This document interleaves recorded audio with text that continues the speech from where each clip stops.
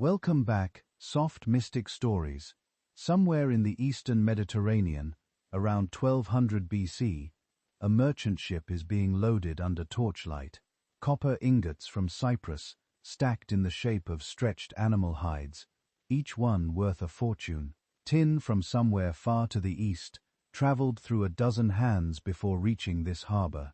Amphare of olive oil, bolts of dyed cloth, jars of resinated wine. The sailors speak different languages, but they know the trade routes by heart. They know the ports, the seasonal winds, the going rate for grain. They've done this 100 times. They'll do it 100 more. Except they won't, because within a few decades, nearly every port they know will be silent. The cities behind those harbors will be rubble. The palaces that commissioned the cargo will be ash, and nobody knows exactly why. This is the story of the Bronze Age collapse, one of the most dramatic and still most mysterious events in all of human history. A moment when not one civilization, not two, but an entire interconnected world of powerful, sophisticated, literate societies came apart at roughly the same time. Around 1177 BC, give or take a generation, the eastern Mediterranean experienced a catastrophe so profound that it would take some regions centuries to recover. Others never quite did. If you're listening to this to fall asleep, that is exactly what I make these for. So, before we go any further, drop a comment and tell me where you are and what time it is. I genuinely read them. There's something I find deeply strange and wonderful about the fact that someone in Tokyo might be hearing this at dawn, while someone in Toronto is hearing the same words just before midnight. Tell me where you are. It matters more than you might think, and I'll explain why by the end. Now, what exactly collapsed? Because that word gets thrown around a lot, and it's Sotan, so it's Pukansens, because the scale of what happened here is genuinely staggering. We're not talking about one kingdom losing a war and a new dynasty taking over. We're not talking about an economic recession or a rough century. We're talking about the disappearance of entire ways of life. Palace systems that had administered complex societies for centuries gone. Long-distance trade networks that spanned thousands of miles severed. Writing systems that had recorded everything from tax receipts to royal correspondence abandoned. Whole cities, some of them among the largest and most sophisticated urban centers on Earth at the time, burned, abandoned, or simply never rebuilt. In some places, the population appears to have collapsed alongside the institutions. The archaeological record goes from dense urban occupation to scattered rural villages, or nothing at all within the span of a few generations.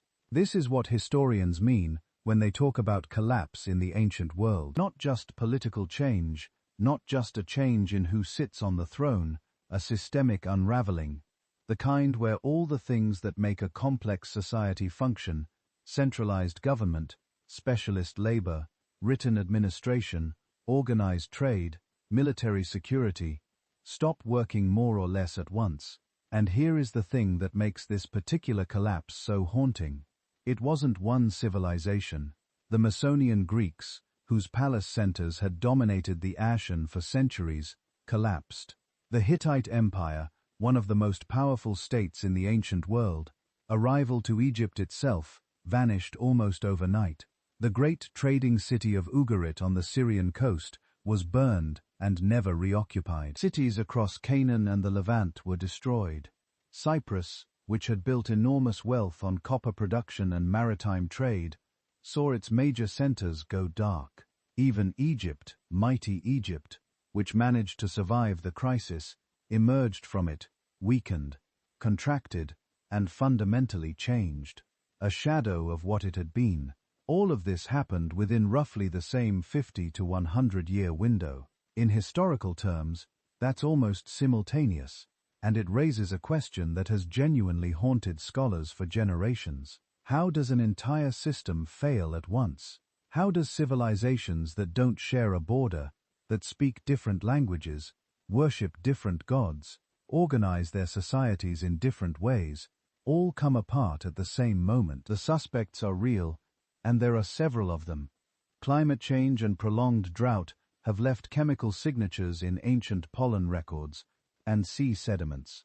Famine is documented in desperate letters found in the ruins.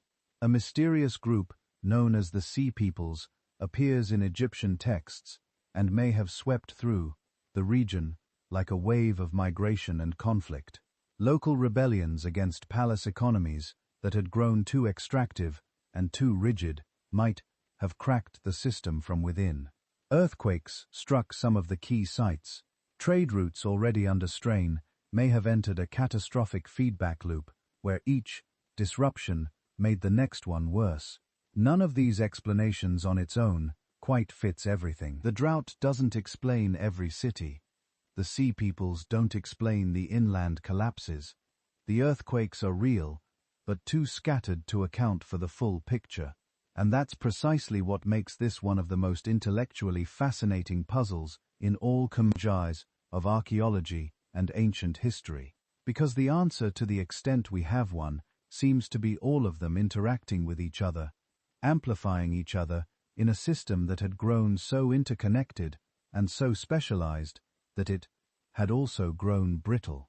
Think about what happens when a supply chain breaks down in the modern world. One factory in one country stops producing a single component, and suddenly car manufacturers on the other side of the planet can't finish their vehicles. Now imagine that kind of interdependence, but without phones, without satellites, without the ability to reroute in real time. Imagine it stretching across 3,000 meters of sea and desert, held together by seasonal sailing winds, and the trust of merchants who knew each other by name. Then imagine something starting to go wrong. Not one thing, several things in several places, more or less at once. That is what we are going to spend tonight exploring. Not just what fell, but how. Not just who was there, but what their world actually looked like before the lights went out. And maybe quietly, what it means that the most sophisticated civilization the ancient to Mediterranean had ever built turned out to be one good crisis away from silence. Settle in. The story starts about 3,000 years ago, on a warm evening, in a world that had no idea what was coming. To understand what collapsed, you first have to understand what existed. And what existed around 1200 BC was something genuinely remarkable. Something that had no real precedent in human history and wouldn't for Ariology Sisisals. Historians sometimes call it the Club of Great Powers. It's an apt phrase, a little a little formal, and it captures something real about how the major states of the late Bronze Age actually related to each other. Egypt, the Hittite Empire in Anatolia, the Kingdom of Mitanni in northern Mesopotamia, Kassite Babylonia to the south, and Assyria, the kingdoms of Cyprus and the Aegean. These were not just neighbors. They were something closer to diplomatic partners, bound together by an elaborate system of correspondence, gift exchange, and royal marriage, that the ruling classes of the ancient world had developed into something approaching an art form. We know this because we have the letters, hundreds of them baked clay tablets inscribed in Aladian, which functioned as the diplomatic lingua franca of the age, the way French did in 18th century Europe.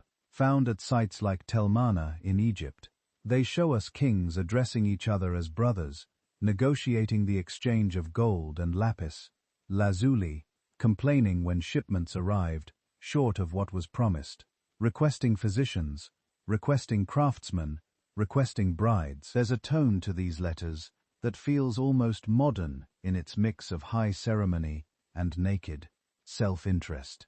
Pharaoh writes to the king of Babylon that he has sent 40 gold vessels.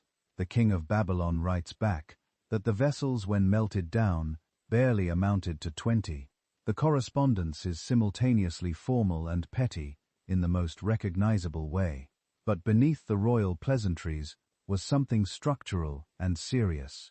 This gift exchange was not charity, and it was not simply luxury spending. It was diplomacy made tangible. It maintained relationships between states that might otherwise be rivals. It created obligations and expectations. It was the Bronze Age equivalent of foreign aid, trade agreements, and treaty maintenance rolled into one. And it worked for a surprisingly long time because every party in the system had something the others needed. What they needed more than almost anything else was metal, specifically tin and copper, the two components of bronze. And here is where the geography of the ancient world creates something almost miraculous in its complexity. Copper came predominantly from Cyprus, which sat in the eastern Mediterranean like a natural warehouse, and whose very name in Greek may derive from the word for copper. Tin is harder to trace. The nearest reliable sources were far to the east in Afghanistan, or possibly in parts of Central Asia, and tin traveled extraordinary distances through multiple intermediary hands before it reached the smiths who needed it. Getting the proportions right, roughly 9 parts copper to 1 part tin, produced a metal harder and more workable than either component alone. Bronze made weapons and tools, and palace fittings and ships fittings. Without it, the whole military and agricultural and administrative apparatus of these states would grind toward a halt. So the trade routes were not optional. They were foundational, and they were remarkable in their reach. Merchant ships crossed the Iron and hugged the Anatolian coast, stopped at ports in the Levant, pushed down toward Egypt. Overland caravans moved through Syria and into Mesopotamia. Ugarit on the Syrian coast was less a city in the modern sense and more a node, a place where the sea routes and the land routes intersected, where merchants from the Aeon rubbed shoulders with merchants from Assyria, where warehouses were perpetually full and the harbor was never quite quiet. Behind all of this commerce sat the palace economies, and this is the part that tends to surprise people who picture the ancient world as simple or improvised, because these systems were neither. The great palaces of the Mycenaean world, the Hittite administrative centers, the Egyptian royal bureaucracy, these were extraordinarily sophisticated operations. They employed scribes trained in specialized writing systems. They maintained detailed records of incoming and outgoing goods, of labor obligations, of agricultural yields, of livestock inventories. At Pios in Greece, thousands of linear B tablets record transactions with an accounting precision that feels almost tedious in the best possible way, because it tells us just how tightly these systems tracked every jar of oil, every allocated ration, every craftsman's output. Centralized storage was the beating heart of it. The palace collected surplus from the surrounding agricultural population, stored it, and redistributed it to specialist workers, soldiers, administrators, craftsmen, people who didn't grow their own food because they were too busy doing the specialized labor the palace required. It was a system that made complexity possible. It also made everything dependent on the palace continuing to function. And this is where something important begins to emerge. All of this, the diplomatic networks, the metal trade, the merchant shipping, the palace accounting, the specialist labor, created a world of remarkable efficiency. Things got done, goods moved, information traveled, societies supported levels of population and sophistication they could not have maintained without the network. But efficiency and resilience are not the same thing. In fact, they often trade off against each other. A system optimized to move tin from Afghanistan to Greece with minimum friction is also a system that has very little slack in it, very little redundancy, very few backup options for when something goes wrong. When every node in your network depends on every other node, a disruption anywhere starts becoming a disruption everywhere. When your palace economy requires imported tin to produce the bronze that pays your soldiers, and equips your fleet and maintains the agricultural tools your food supply depends on, a break in the tin supply is not just an inconvenience, it is a crack in the foundation. The Bronze Age world had spent centuries building something intricate and astonishing, a genuine international system, long before anyone had a word for such a thing. What it had not done, perhaps could not have done, was built in a way that accounted for what would happen if that system came under pressure from multiple directions at once. It was a masterpiece of human organization, and like a great deal of beautiful, complex things, it turned out to be more fragile than it looked. If you zoom in on this late Bronze Age network, one of the brightest, most tightly wound knots is in the Aeon. This is the world that later Greeks would remember only in stories.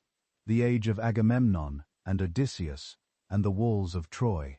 But the reality, as far as we can reconstruct it, is at once stranger and more mundane than the legends. We call it Mycenaean Greece after one of its most imposing centers, Messina, in the Argolid. But was not alone. Picture a landscape dotted with hilltop palaces, Puios in the southwest, Tirana and Messina in the northeast, Thebes further inland, Iolkos, and others whose names we know only from fragmentary references. Each commanded a surrounding territory, a patchwork of fields, villages, and coastal inlets feeding resources into the palace at the center. Unlike Egypt, we don't have grand inscriptions where kings boast about their victories in polished prose. What we do have in enormous quantities are clay tablets baked accidentally in the fires that destroyed these palaces. These are the linear B records, written in a script that looks almost decorative at first glance. Small wedges and strokes impressed into wet clay. For a long time, nobody could read them. Then, in the 1950s, they were deciphered and revealed to be an early form of Greek. The content is not heroic. It's not myth. It's bureaucracy.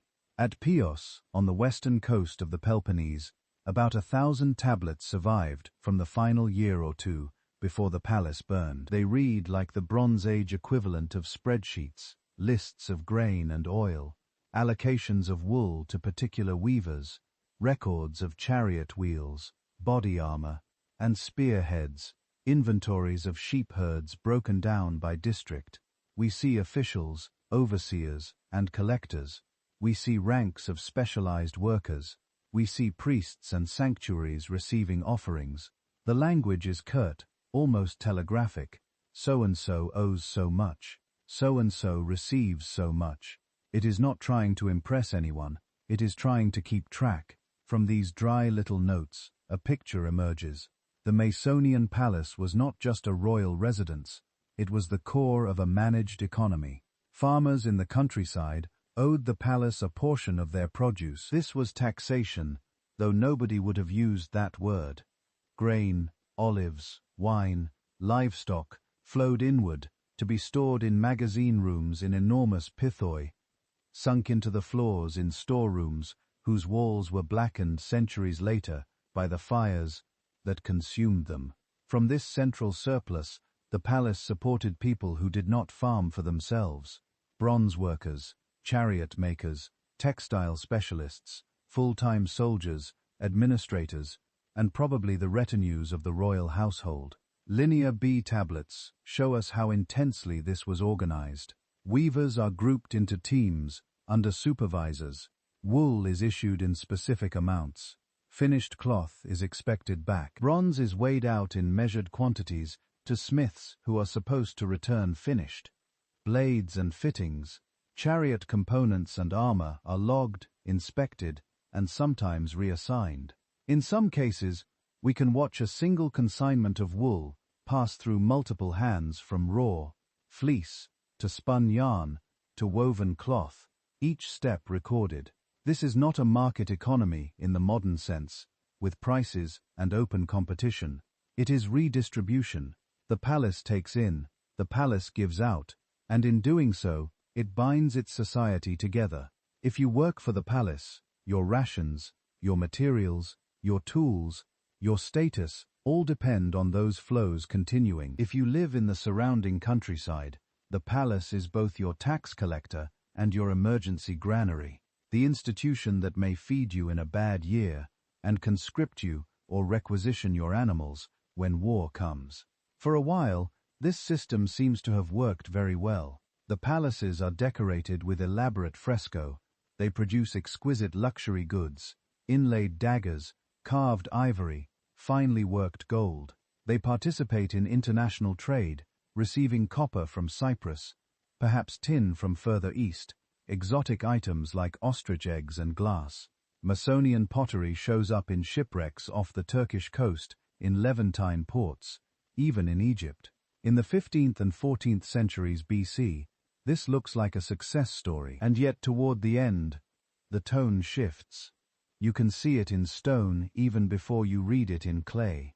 The great citadels grow teeth at Maine and Tiryns, walls of massive roughly fitted blocks, what later Greeks called cyclopan, because only giants could have moved them, are extended and reinforced. New gates are added, sometimes with complex arrangements that force attackers into narrow, easily targeted spaces. Underground passages are cut through bedrock to reach hidden water sources, ensuring that the palace can withstand a siege. At Pios, perched by the sea, and perhaps feeling more secure, the fortifications are lighter, but even there, defenses are present. The investment in walls is an investment in fear. You do not pour that much labor into fortification unless you think someone might try to break in. The tablets begin to hint at strain as well. We see references to coastal watchposts, to men stationed in a ring along the shoreline, as if expecting trouble from the sea. Some tablets at Pios list groups of rowers and ships by district, suggesting hurried naval mobilization. Others record unusual religious activity, large-scale offerings that some scholars think might reflect attempts to appease the gods during a crisis. There are also signs of resource pressure. Some regions show evidence of deforestation, terracing, and intensive agriculture, as if land is being pushed hard to feed a growing population and a demanding palace center. Competition between palaces may have been sharpening. Mycenaean weapons caches grow larger, burials with lavish warrior gear become more common. Iconography emphasizes chariots, spears, boars, tusk helmets. A society that had long been hierarchical and martial seems to lean even more into those identities. Then very suddenly, in archaeological terms, the palaces are gone. Between about 1230 and 1170 BC, destruction layers appear across mainland Greece. At Mycenae, fire sweeps through the citadel, rooms collapse, storerooms bake, and the Linear B tablets, otherwise ephemeral, harden into the only reason we can still read them. At Tiryns, parts of the palace are burned and rebuilt, then burned again. At Pios, the palace is destroyed in a single conflagration so intense that the roof falls in and seals the final archive of tablets beneath it. The pattern is not perfectly synchronous. It ripples. Some centers fall earlier, some later, some perhaps more than once, but the trajectory is downward. The last palatial outposts flicker out. Linear B, as a living administrative script, vanishes. For a few generations, there are still people at or near these sites, living amid the ruins, reusing walls, occupying parts of what had been grand complexes. Then many of these locations shrink dramatically or are abandoned entirely. Population disperses into smaller, less centralized settlements, often in more defensible or remote spots. What killed the palaces is one of those questions that refuses a simple answer. In earlier scholarship, the favorite culprit was invasion. Later Greek tradition speaks of Dorian newcomers sweeping down from the north, bringing new dialects and new ways. Some archaeologists once imagined waves of sea peoples crashing into the Aegean. There are certainly signs of violence, burned buildings, arrowheads, smashed masonry, but there is no clear uniform layer of foreign weapons or obviously intrusive material culture that would let us point to one conquering group and say definitively it was them. Others point inward. A highly stratified society, dependent on tight central control, may have fractured under its own tensions. If harvests failed, if trade with Cyprus and the Levant faltered, if the palace could no longer guarantee rations to its soldiers and artisans, loyalty might have evaporated. Elites might have turned on each other. Regions might have rebelled against distant extractive centers. Civil strife leaves the same ash and rubble as foreign invasion. Economic explanations trace the vulnerability back to those very linear B tablets. A system built on meticulous redistribution has very little shock absorption. A disruption to bronze supplies, a series of bad harvests, outbreaks of disease among draft animals, loss of a key harbor to an earthquake or rival. Any of these could start a chain reaction. The palace fails to pay its specialists. The army is under-equipped. Local leaders hoard resources. Trust collapses. Once that happens, the central archive and the nice fresco are liabilities, not assets. And then there is the possibility that it wasn't any single thing, but a cascade. External raids probing a weakened coast. Earthquakes rattling already stressed masonry. Drought tightening its grip on marginal lands. Refugees moving by land and sea. Straining food supplies, spreading panic stories faster than anyone can verify them. In such a scenario, the Mycenaean palaces might have been less victims of one decisive blow, and more the most visible casualties of a regional system coming apart at its seams. We can read their last accounts. We can trace the soot where their roofs caved in. What we cannot do is listen in on the final councils in those megarons when kings and scribes stared at incoming reports and tried to decide which threat mattered most. By the time the smoke cleared, the system that made those records possible was gone. And while this was happening in Greece, the same kinds of pressures were building elsewhere in the club of great powers.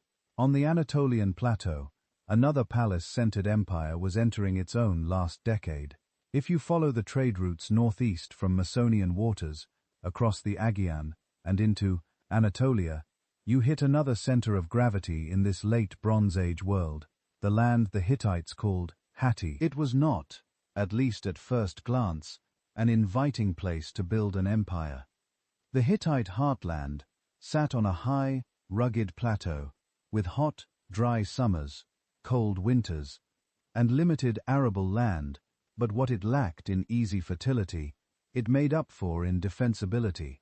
From their capital at Hattusa, perched among hills, ringed by massive walls, laced with gates and processional ways, the Hittite kings managed one of the great imperial balancing acts of the late Bronze Age. Their system was both grand and fragile. At the core in central Anatolia, the king and his court controlled a network of royal estates, temples, and administrative centers. Like the Mycenaeans, they pulled in agricultural surplus, livestock, and labor, but their real power lay in what radiated outward, a web of vassal states stretching across Anatolia and down into northern Syria. Some regions were ruled directly by Hittite officials.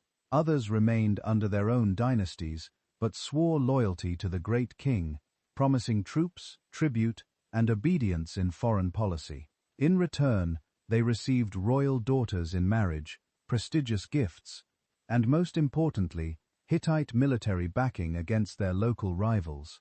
On paper, this looked impressive.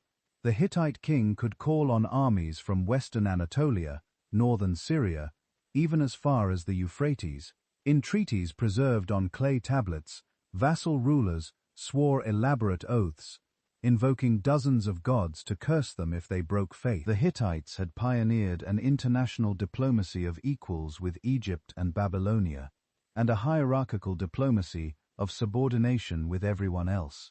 But that strength came with built-in fault lines. Those frontiers in western Anatolia and northern Syria were never really pacified.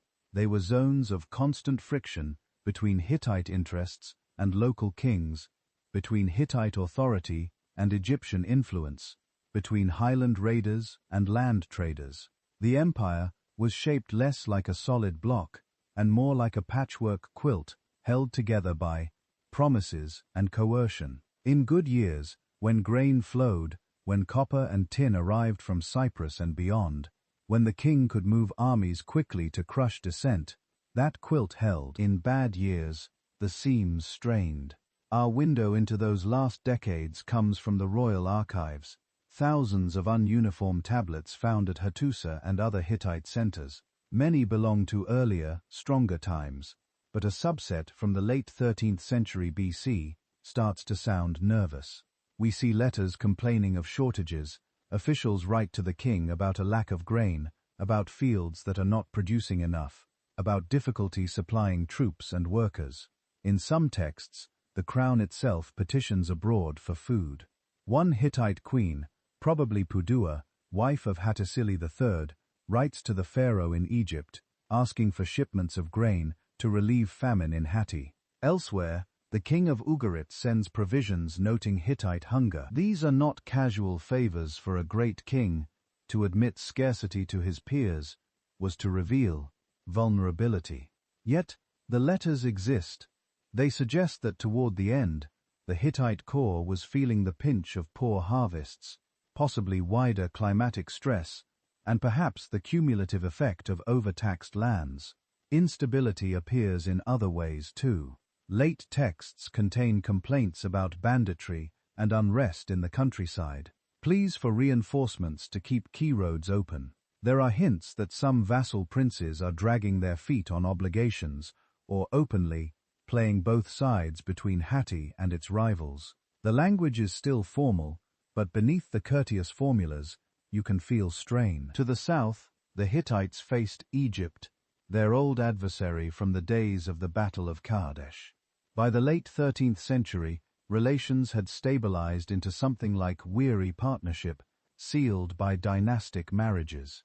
Egyptian princesses married Hittite kings, let us call the ruler's brother. But the borderlands in Syria, places like Amurru and Kadesh, were still contested, and Hatti's ability to project power there depended on keeping its Anatolian supply lines intact. To the west in Anatolia itself, the picture darkens more abruptly. Hittite sources speak of hostile groups in the northwest, often bundled under names like the Ayawa, a term many scholars linked to Mycenaean Greeks and local powers in Azawad and other western regions. We hear of rebellions, defections, and campaigns to reassert control. Sometimes the great king succeeds, sometimes the record breaks off mid-effort. These frontier troubles were not new.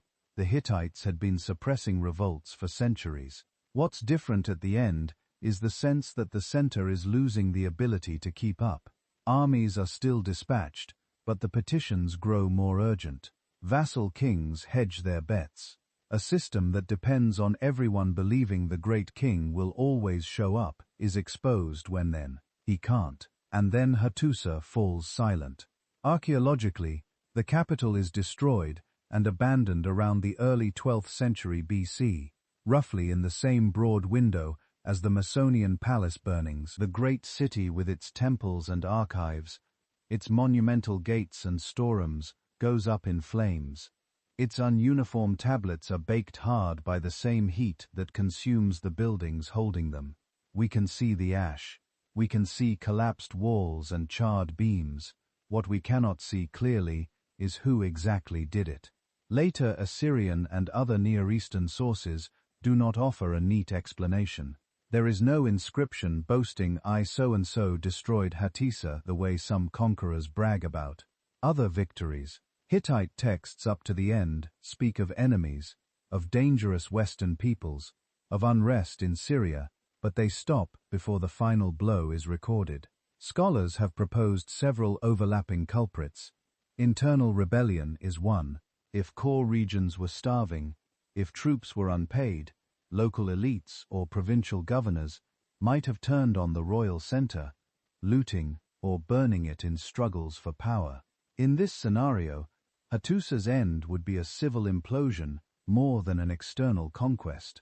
Others point to outside attackers, highland groups from the north, mobile raiders from the west, populations sometimes loosely connected with the broader movements that Egyptian sources later call the Sea Peoples.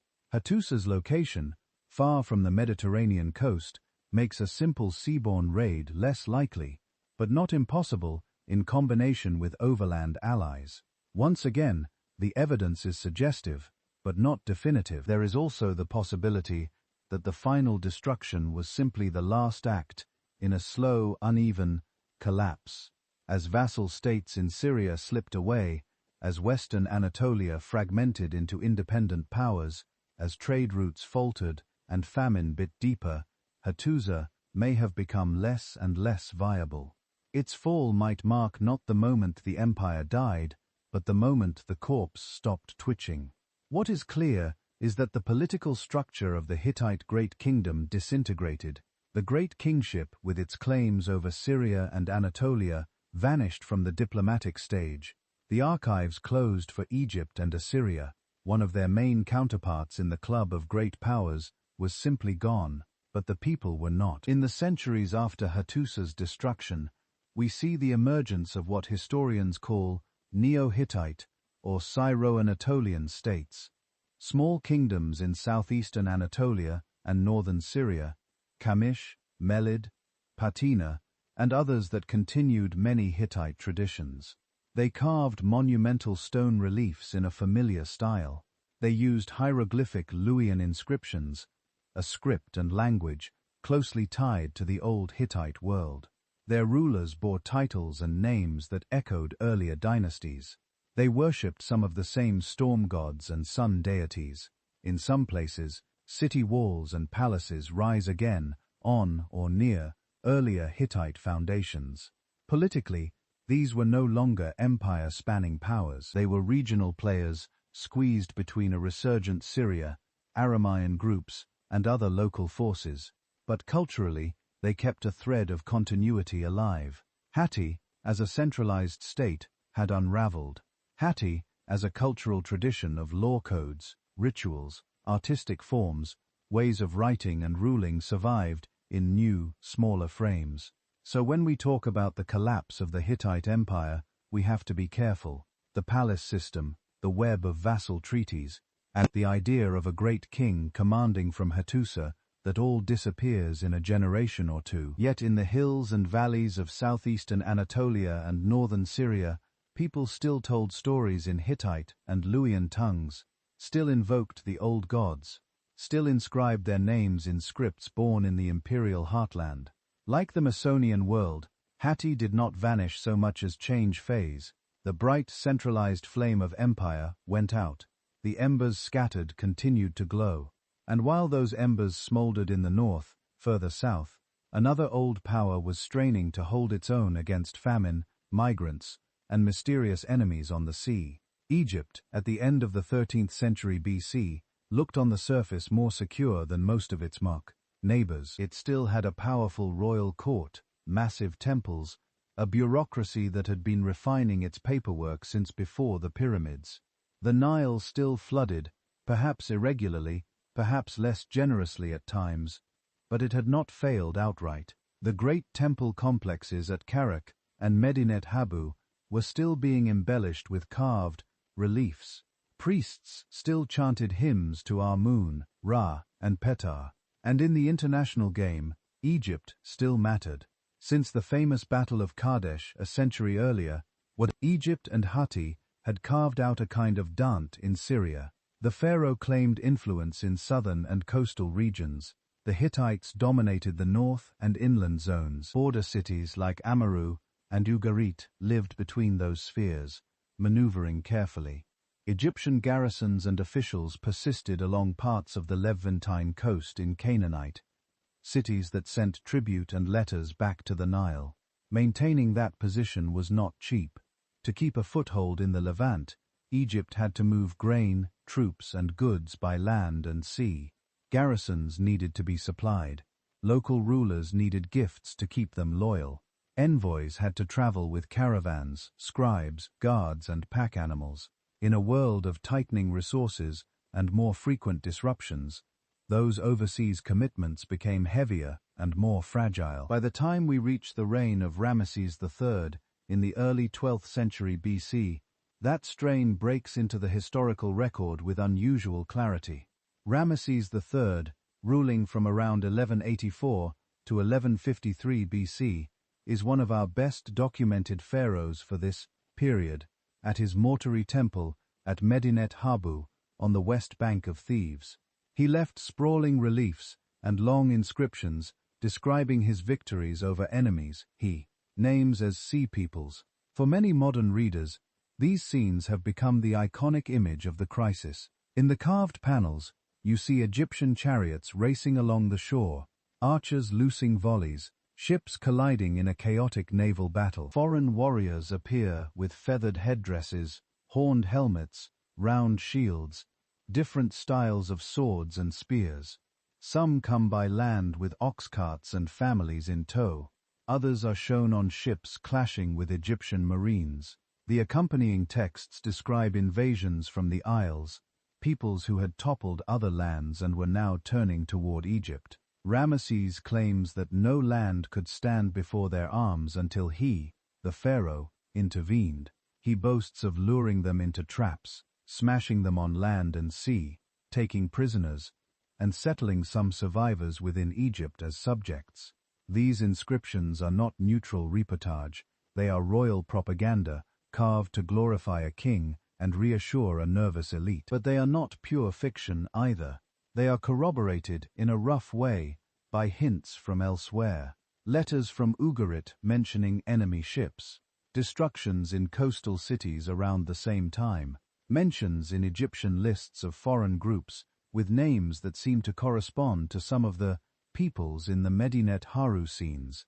Together, they suggest that Egypt did indeed face serious military pressure from groups, arriving at least partly by sea. This is where the phrase, sea peoples, comes from.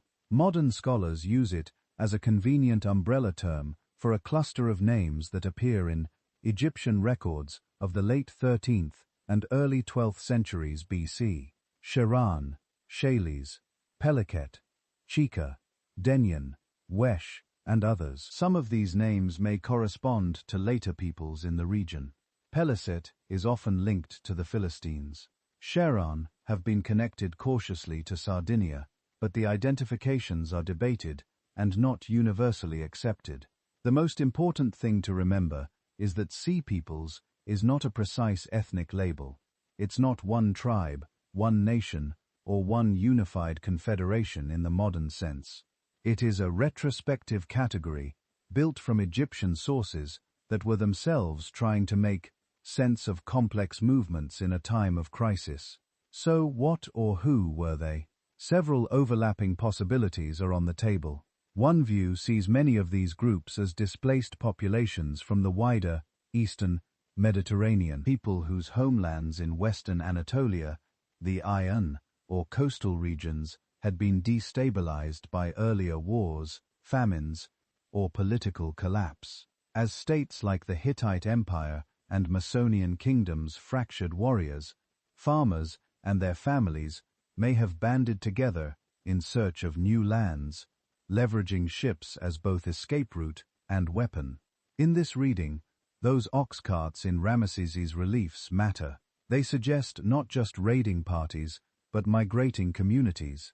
Another angle emphasizes coalitions of opportunistic war bands, professional fighters, 2x soldiers from failed states, local chieftains, and their followers linking up temporarily to raid targets. From Egypt's perspective, such groups would look like a single wave, even if internally they were a patchwork of different origins. Piracy almost certainly plays a role too, as the old palatial authorities in Messina, Ugarit, and Hattusa weakened. Policing the sea lanes became harder. Merchant ships carrying copper, tin, grain, and luxury goods were increasingly vulnerable. Some sea peoples may have started as pirates preying on trade routes, then scaled up into larger ventures as they found success and new allies. We also have hints that some of these groups were mercenaries before they became enemies. Earlier Egyptian records mention foreign warriors, like the Sharan, serving in royal bodyguards or as elite troops. In a world of shifting loyalties and late payments, yesterday's hired swords could become tomorrow's raiders, especially if the states that once paid them could no longer guarantee steady income or land grants. And overlaying all of this is the possibility of refugees.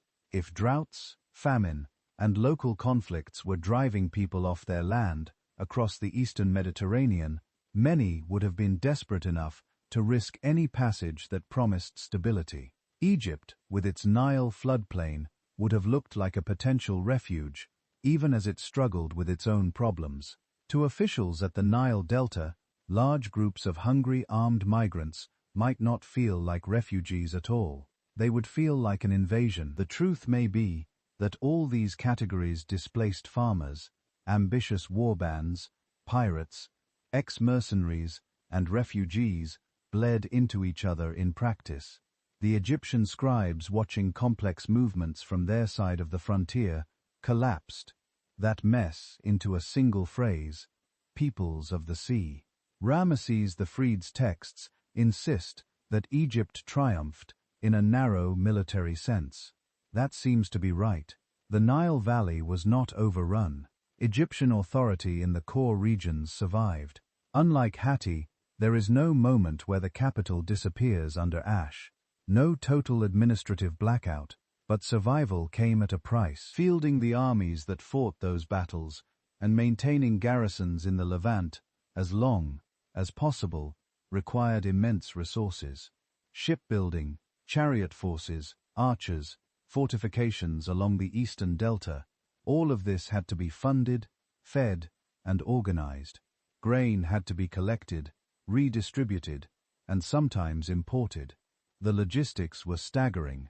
We see signs that to pay for this, the state squeezed harder.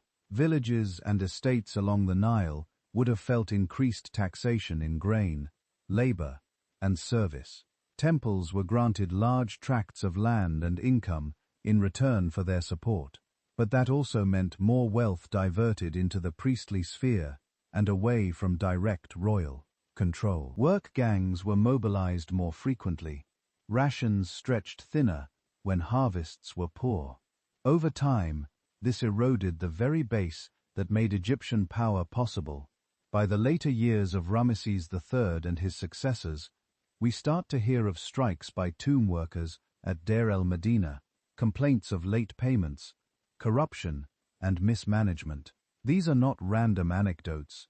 They point to a system under financial and administrative strain, even as the official inscriptions still proclaim strength. Externally, Egypt's reach contracted, its grip on Canaan loosened. Coastal cities that had once paid tribute shifted toward new powers or simply vanished. The proud network of garrisons and vassals in the Levant, maintained at such cost in the earlier New Kingdom, frayed and then largely fell away. Internally, power began to fragment. Priests of Amun thieves grew more independent. Regional commanders and high officials in the Delta amassed their own power bases. The grand facade of New Kingdom unity slowly cracked into a landscape of competing centers. Still Egyptian, still looking back to the glory of earlier pharaohs, but less tightly controlled from a single point. So when we say that Egypt survived the crisis that obliterated Hatti and the Mason palaces, we have to hear the other half of that sentence. Egypt survived, but it was changed. It had weathered the waves of migrants and raiders that its inscriptions call sea peoples. It had fought off invasions by land and sea, but to do so, it had taxed its people heavily, hollowed out parts of its bureaucracy, and ceded ground abroad. The empire of Thukosi III and Ramesses II, the Egypt that strode confidently into Syria and boasted of victories at Megiddo and Kadesh, was gone. In its place stood a more cautious kingdom, still monumental in stone, but increasingly compromised in practice, a state that had stayed afloat when others sank, but only by throwing overboard some of the cargo that had once made it so formidable. And just beyond Egypt's narrowed frontiers, in the cities of the Levant that had once been contested between Pharaoh and great king of Hatti, the storm was breaking in its own brutal way. North along that same Levantine coast, caught between Egyptian ambition and Hittite power, lay a smaller kingdom whose voice reaches us with startling intimacy: Ugarit. It was not a vast empire, not a superpower like Egypt or Hatti. It was something else, a node, a medium-sized city with good harbors, fertile hinterlands, and excellent scribes. A place where ships from Cyprus, the Iron, Egypt, and Anatolia could all pull in, unload cargo, restock, and head out again. A city where merchants spoke multiple languages, where scribes could write in Ardean, Huran, local Canaanite dialects, and even an alphabetic script scratched into clay. If the Late Bronze Age was a network, Ugarit was one of its key rotors.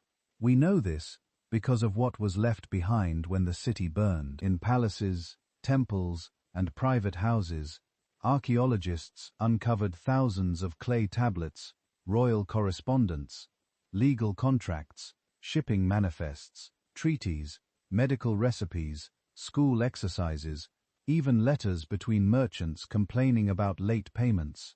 A whole paper trail of an interconnected world, except it's not on paper, it's baked into clay. And among these tablets are some of the last messages ever sent from that city. They don't read like calm administration, they read like panic. One letter sent from Ugarit to the king of another city complains of enemy ships already causing trouble along the coast. Another, perhaps the most famous, comes from the Ugaritic king Amurapi to the king of Alatia, probably Cyprus. In it, Amurapi lays out his problem with a helpless clarity that is hard to forget. He explains that enemy vessels have appeared, that his own forces are scattered, that he has no way to defend both the land and the sea at once. He begs for help, for reinforcements, for any kind of assistance that might keep the city from falling. He mentions that other lands have already been devastated. The tone is not heroic. It is bureaucratic despair. Some letters from neighboring powers echo that anxiety. One complains that a shipment of grain or goods from Ugarit has not arrived and demands to know why. Another orders the king of Ugarit to send back conscripted troops and ships that had been dispatched to support the Hittite war effort somewhere else. Amurapi, obedient client king that he is, seems to have sent them, which means that when the crisis finally arrived at his own harbor wall, a chunk of his best-trained soldiers and ships were far away, fighting someone else's war. The tablets that preserve these complaints and pleas have a strange additional detail. In several cases, they were found unbaked. That matters. Clay tablets normally start as soft mud, then are dried, sometimes fired intentionally in kilns, sometimes just left to harden with time. When a building burns at high temperatures, unbaked tablets can be accidentally fired in the blaze and preserved almost indefinitely. That appears to be what happened at Ugarit. In storerooms and archive rooms, scribes had been actively at work. Letters were being written, sealed, filed. Some tablets were still in baskets waiting to be sorted. Then, the city was attacked. Buildings went up in flames, and the heat of the destruction horizon. Archaeologists' term for that final layer of burning and collapse baked the tablets hard. The moment of administrative crisis is frozen in place. We need to be careful about what that layer can and cannot tell us. The burn layer at Ugarit is thick and widespread. Many structures show signs of violent destruction: charred beams, collapsed walls, toppled statues. Objects lie where they fell. There is no clear evidence of later reoccupation on top of the ruins in Bronze Age style. When the fire went out, Ugarit, as a late Bronze Age city-state, was gone. This strongly suggests that the city did not fall gradually through slow decline or peaceful abandonment. Something abrupt happened: an attack, an internal uprising, a devastating fire, or some combination of these.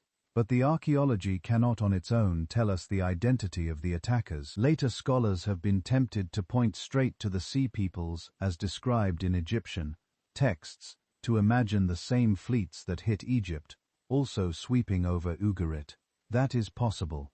It may even be likely that maritime raiders were involved. Enemy ships do appear in the surviving letters, yet we cannot carve it in stone. Those ships could have been any number of groups: displaced populations from the Iron, Western Anatolian war bands, local coastal rivals taking advantage of Hittite weakness.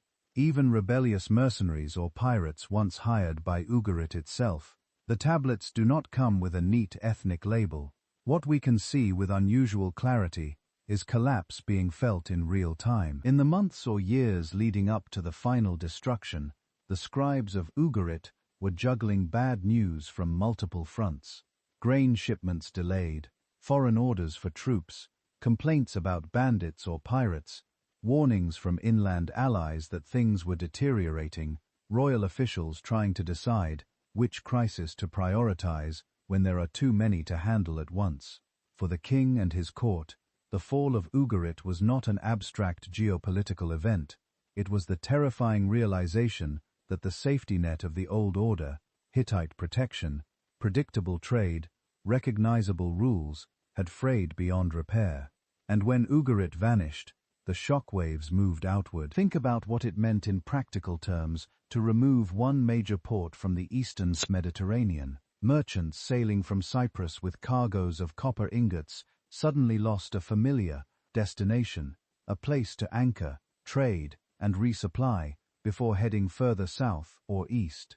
Caravans from inland Syria that had once terminated at Ugarit's warehouses now had nowhere obvious to offload their goods onto ships. Royal envoys counting on Ugarit as a staging ground, sleeping in its guest quarters, storing their letters in its archives, found that link in the chain broken. Diplomatic messages that would once have passed through Ugaritic hands now had to find more dangerous, less reliable routes, if they moved at all. Even Egypt, which never ruled Uga directly, would have felt the ripple. Copper routes from Cyprus, timber flows from the Levant, luxury items moving between Anatolia and the Nile. All of these had relied on ports like Ugarit to keep the traffic smooth.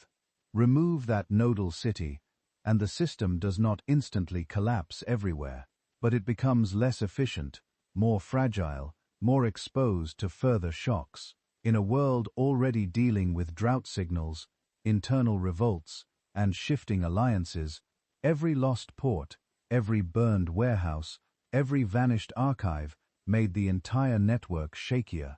More merchants turned to short, safer routes. More local leaders hoarded resources. More states found themselves scrambling to replace missing links with ad hoc arrangements.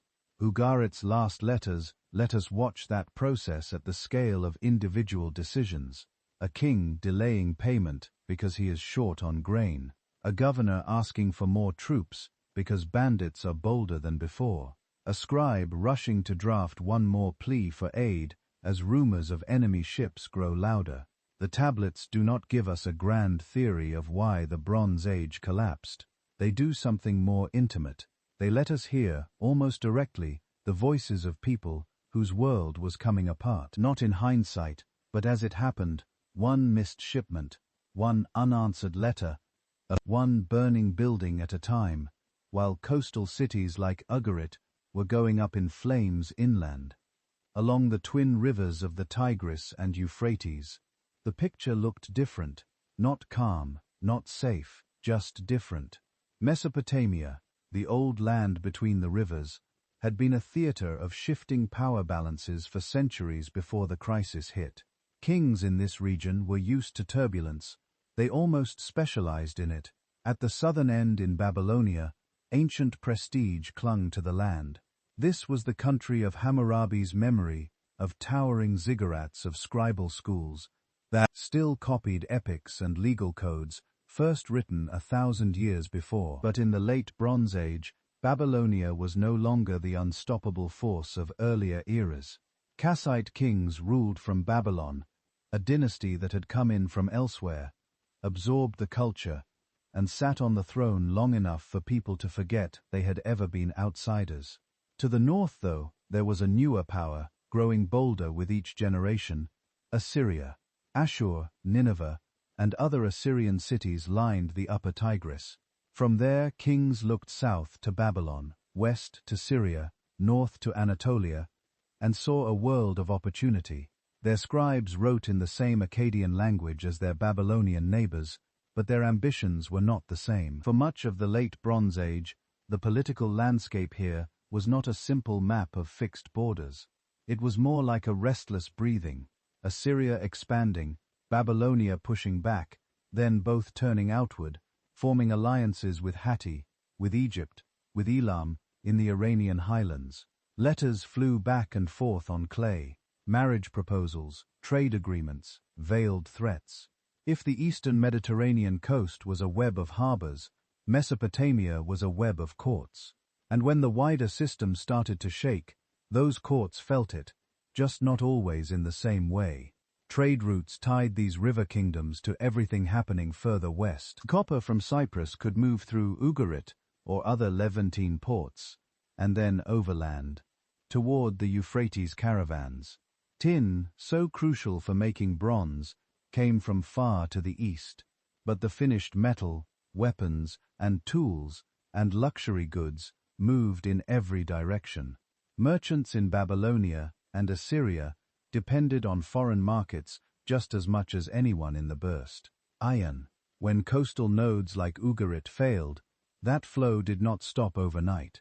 It kinked. Ships started avoiding dangerous stretches. Overland routes were diverted.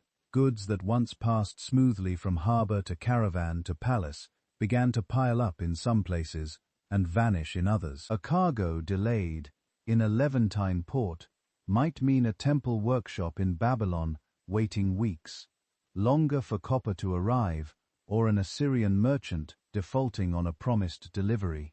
Those weren't just inconveniences. In complex palace economies, where food rations, land grants, and temple endowments were tied to expected flows of goods, disruptions could ripple through the system. Add to this the people themselves. When cities on the coast or in Anatolia burned, not everyone died. Many fled, refugees, merchants, displaced soldiers, and whole communities on the move looked for safer ground. Some may have turned southeast following the Euphrates downstream, seeking the deep-rooted cities whose names carried a sense of solidity. Mari's ruins, Babylon's temples, Nippel's sacred precincts. To the scribes and governors of Mesopotamia, such movements would have looked like opportunity and threat at once.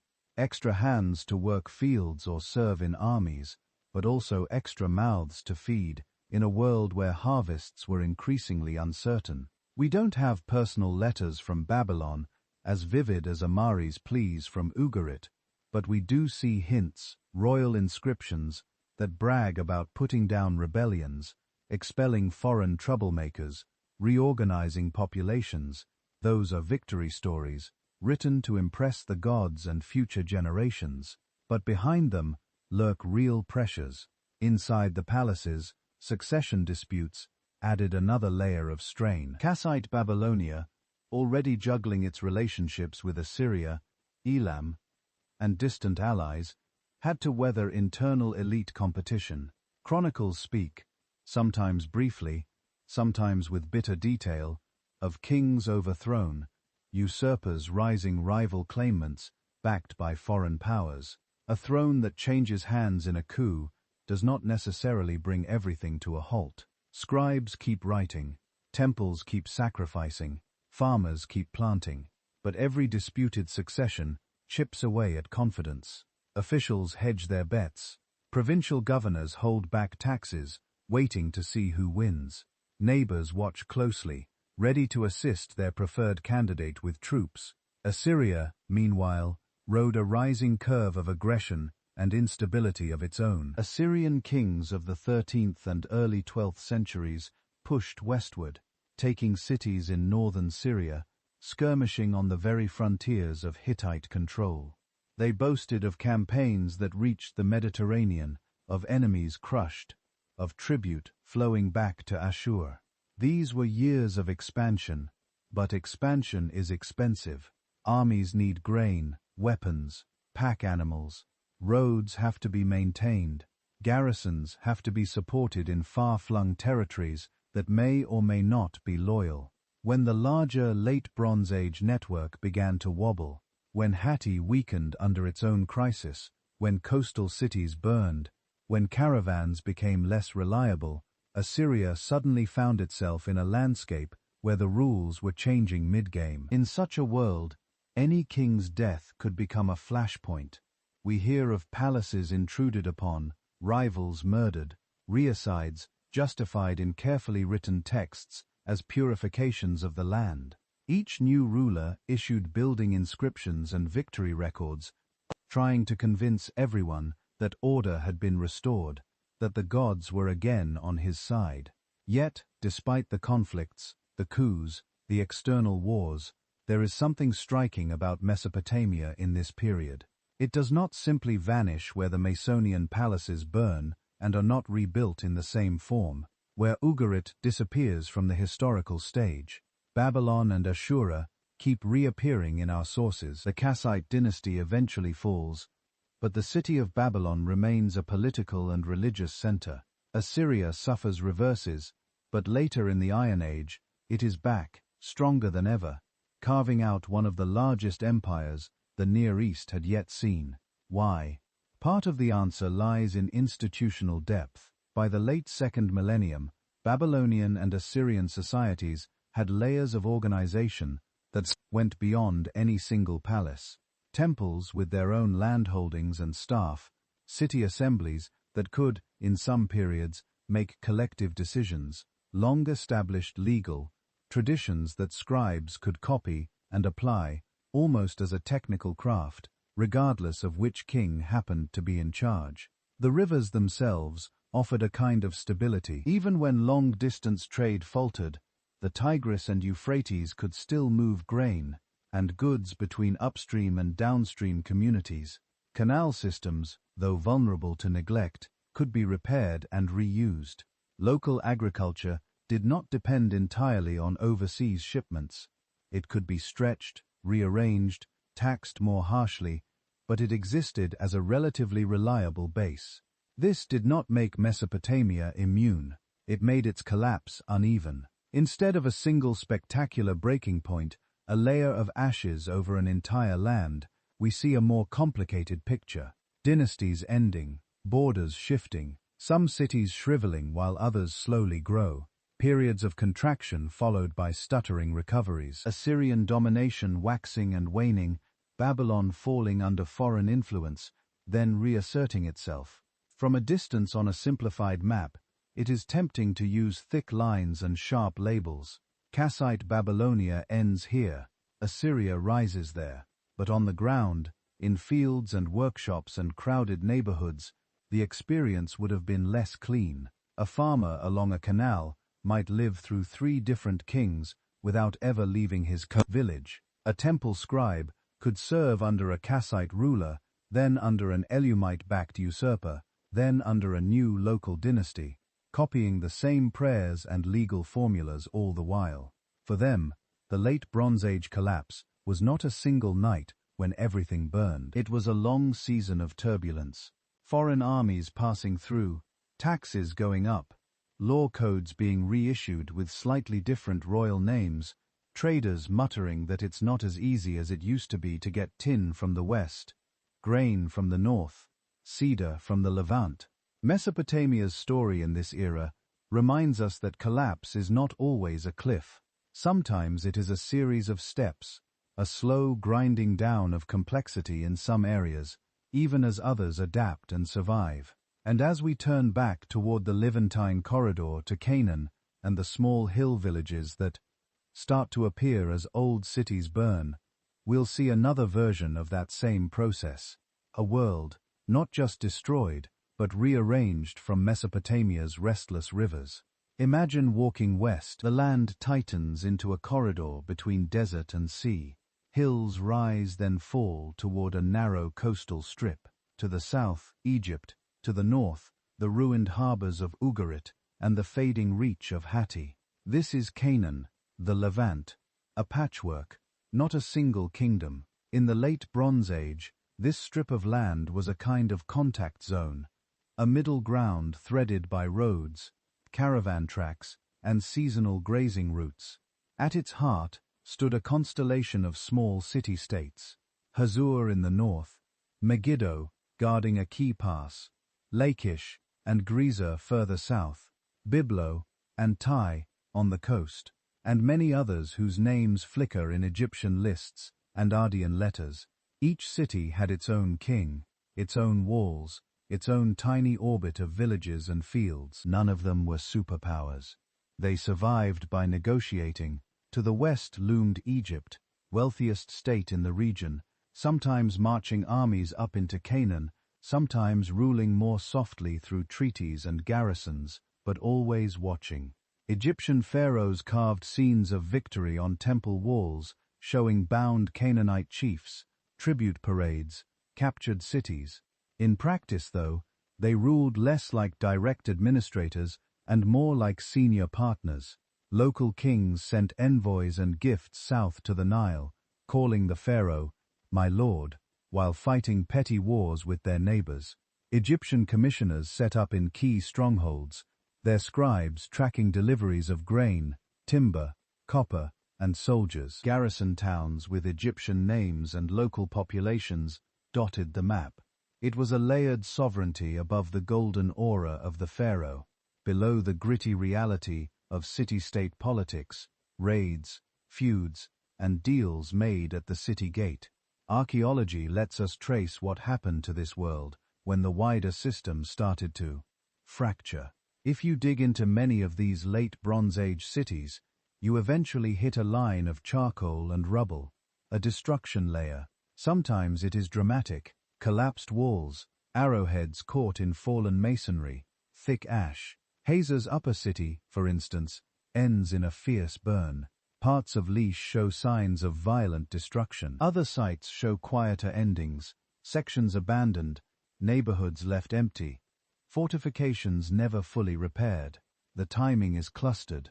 Late 13th to early 12th century BC, the same broad window as the fall of Ugarit, the troubles in Hatti, the upheavals shaking Mycenaean Greece.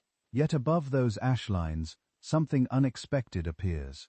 Not just ruins and emptiness, but new kinds of settlements, smaller, humbler, scattered in places that had not been heavily occupied before, especially in the hill country inland, from the main trade routes. Where there had been a few fortified centers and large estates, now there are hundreds of modest villages, simple four-room houses, few luxury imports, lots of storage jars, silos, terraces for agriculture, fields hacked into hillsides, cisterns cut into rock in the lowlands and along the coast.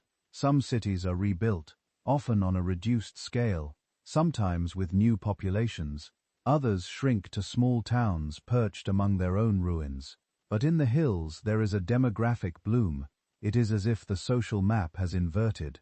The bright nodes of the old palace network dim, while the faint background of rural life suddenly flares into focus. Material culture shifts too. Late Bronze Age Canaanite cities were plugged into the international style of the day. Their elites drank from imported create bowls, stored oil and wine in jars stamped with foreign marks, wrote in Adian on clay tablets, and used Egyptian names in diplomatic letters. After the destructions, those markers thin out. Imported luxury goods become scarcer. Local pottery dominates. Simpler forms, mass-produced in nearby kilns. Weapons change. Tools change. In some regions, new ceramic styles appear that look different enough from earlier Canaanite, wares that archaeologists can track them, almost like a signature. On the southern coastal plain at places like Ashkelon, Ashdod and Ekron, we see one of these new signatures. Clearly, a pottery style, with roots in the iron world, evolving over time into a local hybrid. Alongside it appear new foods, new architectural habits, and eventually new names in the written record, the Philistines. Further inland, especially in the central highlands, the pottery looks different again. Mostly coarse everyday wares, a conspicuous shortage of pig bones in the animal remains at many sites. Simple houses clustering around small courtyards. Over the next couple of centuries, later texts will start to associate that hill country with a different label, Israel. And under all of this, older Canaanite traditions persist. Local deities whose names never quite vanish. place names that survive king after king, practices that carry through the break. Who were these people then?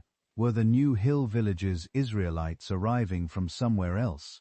Were the coastal newcomers sea peoples from the Ayan, carving out their own patch of land? Were the remaining city folks still Canaanites clinging to a fading order? The evidence is messy, and scholars argue. Some see large-scale migrations, groups from the collapsing Mycenaean world, from western Anatolia or the central Mediterranean, arriving by sea, settling on the southern coast, bringing their pottery traditions and some of their gods with them. These would become the Philistine Pentapolis, a network of 5 cities that later Hebrew texts remember as powerful rivals. Others emphasize internal dynamics. They argue that many of the new hill villages looked like local Canaanites moving upslope away from contested lowlands and vulnerable coastal plains, reorganizing themselves as small-scale farmers and herders. On this view, Israel begins not as an invading horde, but as a new identity forming among people already in the land, adapting to a changed world. Most likely both processes are at work. Some groups almost certainly came from overseas. Others shifted location within the region. Still others stayed put in older towns, surviving, intermarrying, gradually absorbing newcomers. Mixed communities form, where iron-style pots sit on tables built by Canaanite masons, where Egyptian scarabs are heirlooms in houses that now eat like inland farmers. Identity in this period is not a set of clean boxes. It is a spectrum of overlapping customs, languages, and loyalties. What we can say with more confidence is that the breakdown of the late Bronze Age trade network changed incentives. When long-distance trade is reliable, it rewards centralization. Palace economies flourish by controlling bottlenecks, ports, passes, redistribution centers.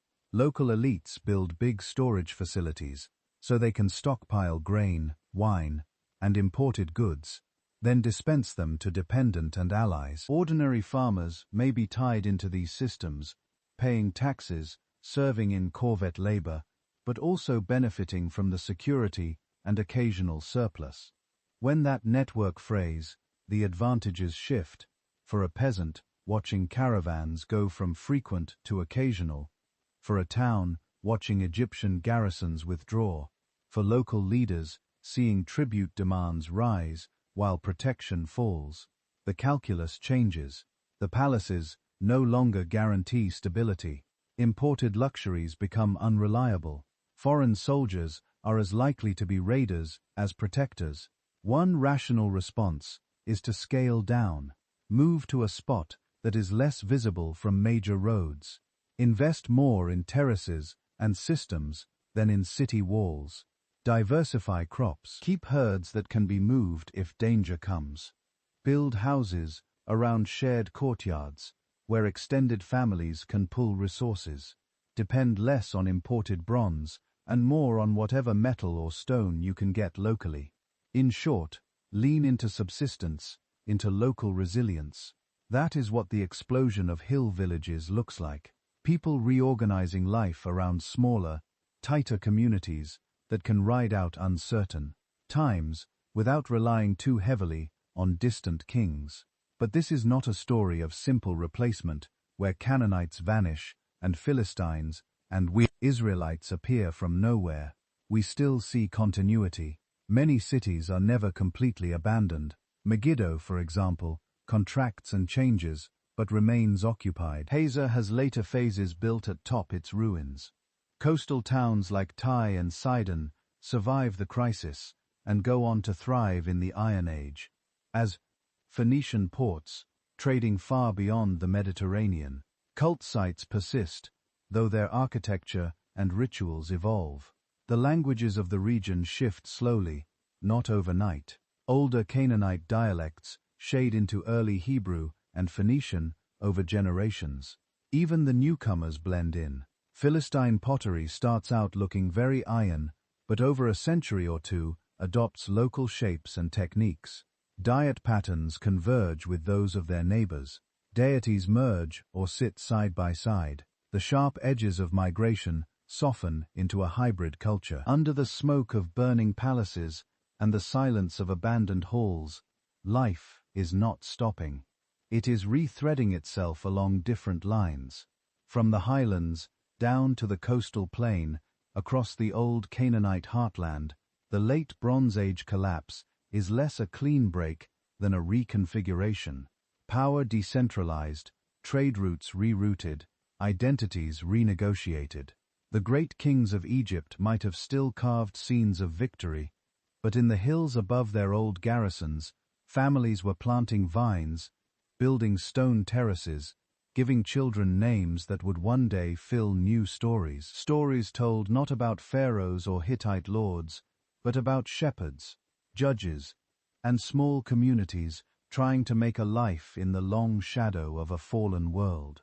And as the Levant reorganized itself from the ground up, one island out in the eastern Mediterranean still held a key resource every power needed.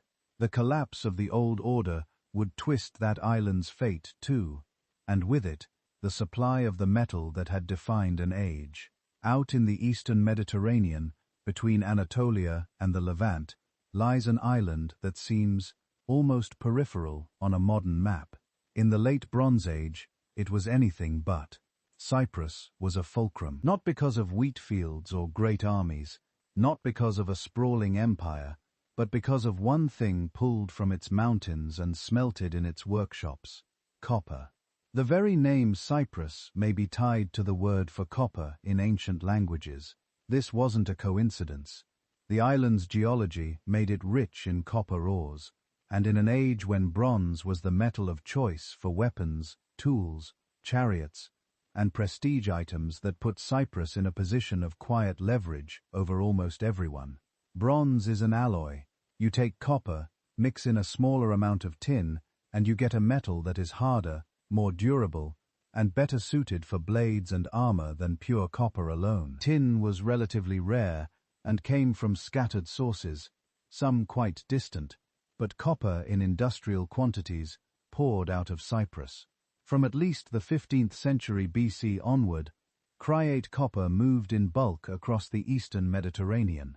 We have shipwrecks like Ulubaran, off the coast of modern Turkey, carrying dozens of copper, ingots shaped like oxides, standardized slabs stamped and branded, many almost certainly from Cryate mines.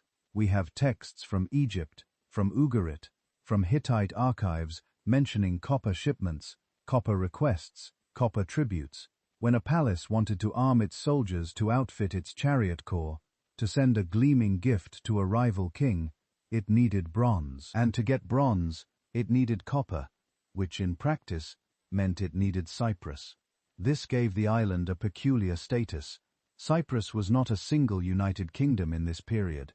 It was a patchwork of city centers, Enkami, Kitchen, Haras, Salt and Tay, and others, each controlling hinterlands, harbors, and crucially access to mines in the interior. They linked outward through trade, to Egypt, to the Levantine ports, to Hatti in the north, to the iron world further west. On the ground, the island looked like a dense node in the late Bronze Age network. Warehouses stacked with oxhide ingots, potters copying foreign styles to cater to export markets, scribes writing in a local script we still can't fully read, dock workers hauling cargo that would end up as blades in a Hittite soldier's hand or fittings on an Egyptian ship. As the wider system shook, Cyprus was caught in the turbulence. Archaeology shows that the island did not simply sail through the 12th century untouched. At several major sites, we see signs of upheaval. Enkami, on the east coast, flourished during the height of the Bronze Age. Streets, workshops, storerooms full of copper ingots.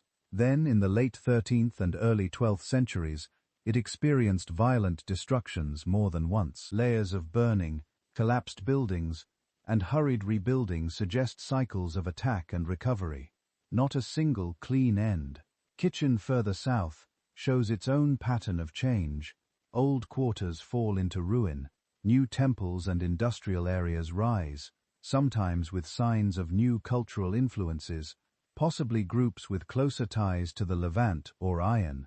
Other coastal centers shift locations slightly, as if populations are regrouping along different stretches of shore. We find defensive works strengthened, fortifications heightened or repaired. Some inland sites closer to the copper sources gain in importance relative to older coastal hubs, hinting at a reorientation of priorities. Protect the mines, protect the metal. The causes are murky. Were these destructions the work of seaborne raiders? The same kinds of groups that appear in Egyptian inscriptions under the label Sea Peoples?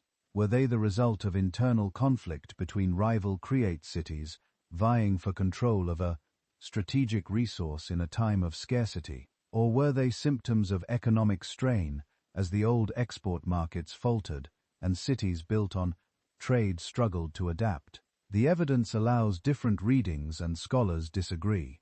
Some patterns suggest external attacks, burn layers coinciding with similar dates at Levantine and Anatolian sites. Imported pottery styles that look at least initially like they come with new people. Forts oriented toward the sea. Other clues point inward. Gradual shifts in settlement, not just one-off destructions. Changes in how copper is processed and stored. Signs that some industries are scaling down, others retooling, as if local elites are trying to restructure an economy whose external outlets are shrinking. What is clearer is the effect. The smooth flow of copper from Cyprus into the wider network became less reliable. If ships are being lost, if harbors are unsafe, if local wars threaten mines or transport routes, then the regular caravans of ingots to Ugarit to Hittite ports to Egyptian outposts begin to thin. Palaces expecting steady deliveries may suddenly face delays, shortfalls, or price spikes. For a while, storerooms and old stockpiles can cover the gap. Bronze can be recycled. Old statues can be melted down. Broken tools can be reforged. But recycling is a short-term buffer, not a permanent solution. As the 12th century opens, we start to see more weapons and tools made of iron in some regions.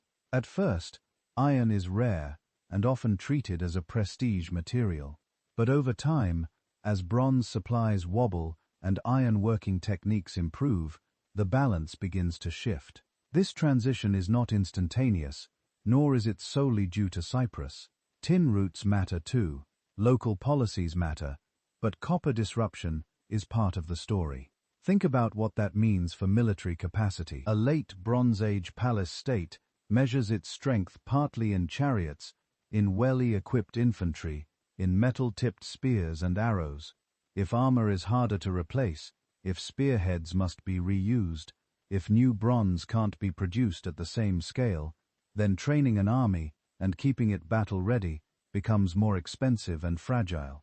Small losses that might once have been absorbed, some ships captured, a storehouse looted, start to bite deeper when there is less metal coming in behind them. Commanders might hesitate to risk elite troops if their gear can't be easily replaced.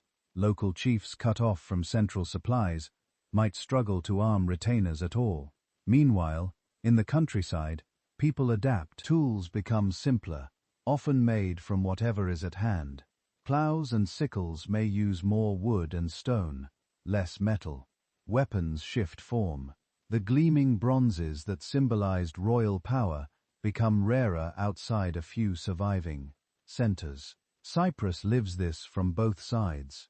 Its cities depend on external demand for copper, on stable routes to send out ingots and bring back grain, oil, luxury goods, and political favor. When Nugar burns, when Hittite authority cracks, when Egyptian garrisons pull back, Cyprus loses key customers and partners. Ships that once left its harbors bound for reliable markets now sail into uncertainty. If the mines are still producing, but the buyers are collapsing, copper that once powered palaces can pile up uselessly in warehouses, workers go unpaid, local rulers lose the rents and tributes that finance their courts, internal tensions rise. On the other hand, if raiders and rival powers fight over the island, precisely because of its copper, mining and smelting can be disrupted at the source. Facilities burned, labor forces scattered. In that case, the bottleneck tightens from the supply side instead. Either way, the logic is the same. When a complex system depends heavily on a few key inputs that flow through narrow channels, those channels become points of vulnerability. A drought can shrink harvests across a region, but a disruption at a single strategic island can ripple outward along every trade route that relied on it. Cyprus, in the late Bronze Age, shows us how this works. Not as a dramatic central actor, like Egypt's pharaohs or Hatti's great kings, but as a crucial hinge in the machinery behind them. When that hinge starts to grind or crack, the doors of empire don't slam shut right away, but they stop swinging smoothly. Every other problem, famine, war, rebellion, hits harder in a world where the copper lifeline is fraying. And as that lifeline faltered, the whole interconnected web began to feel the strain. Ships sailed less often. Caravans left with smaller loads. Letters begging for metal went unanswered. The old assurance that somewhere on some coast, a warehouse on Cyprus was already stacking ingots for you, no longer held. When that kind of confidence evaporates, trade doesn't just slow, it starts to unravel. And in a world built on bronze, losing faith in copper was one more step toward losing faith in the entire system. So what does it actually mean for trade to collapse? Not in the abstract, not as a vague phrase in a history book, but on the ground in the daily rhythms of the late Bronze Age world. It starts with things you can touch, with ships. For generations, the eastern Mediterranean had been stitched together by hulls of wood and ropes of fiber, by sailors who knew the winds and the currents, by captains who could navigate from Cyprus to Ugarit, from Ugarit to Byblo, from Byblo to the Nile Delta, almost on instinct. These ships carried copper and tin, of course, but also grain, oil, wine, textiles, timber, glass, luxury goods, diplomatic gifts, news, and people. They were the moving arteries of a shared world. When trade begins to falter, the first sign is often that fewer ships leave harbor. Storms that once would have been shrugged off become reasons to delay. Pirate activity or raiders on the coast makes certain routes feel too risky. A port that used to welcome foreign merchants suddenly imposes extra dues, detains cargo, or simply fails to pay what it owes. And beneath the ships, invisible but just as real, lies something even more fragile: credit and trust. Late Bronze Age palaces did not move goods purely on the basis of coin in hand. Much of this economy ran on promises, clay tablets, recording obligations. I will send you 50 talents of copper next season. You will deliver grain to my garrison, and I will repay you in oil and textiles. Merchants advanced goods on the expectation that royal scribes would later tally the accounts. Correctly, middlemen took risks because they believed that if a cargo was lost, someone higher up might help absorb the damage. Trade collapse is what happens when those promises stop being believable. A palace fails to pay on time, a warehouse burns, and no compensation comes. A partner city is suddenly sacked, its scribes killed, its archives turned to ash.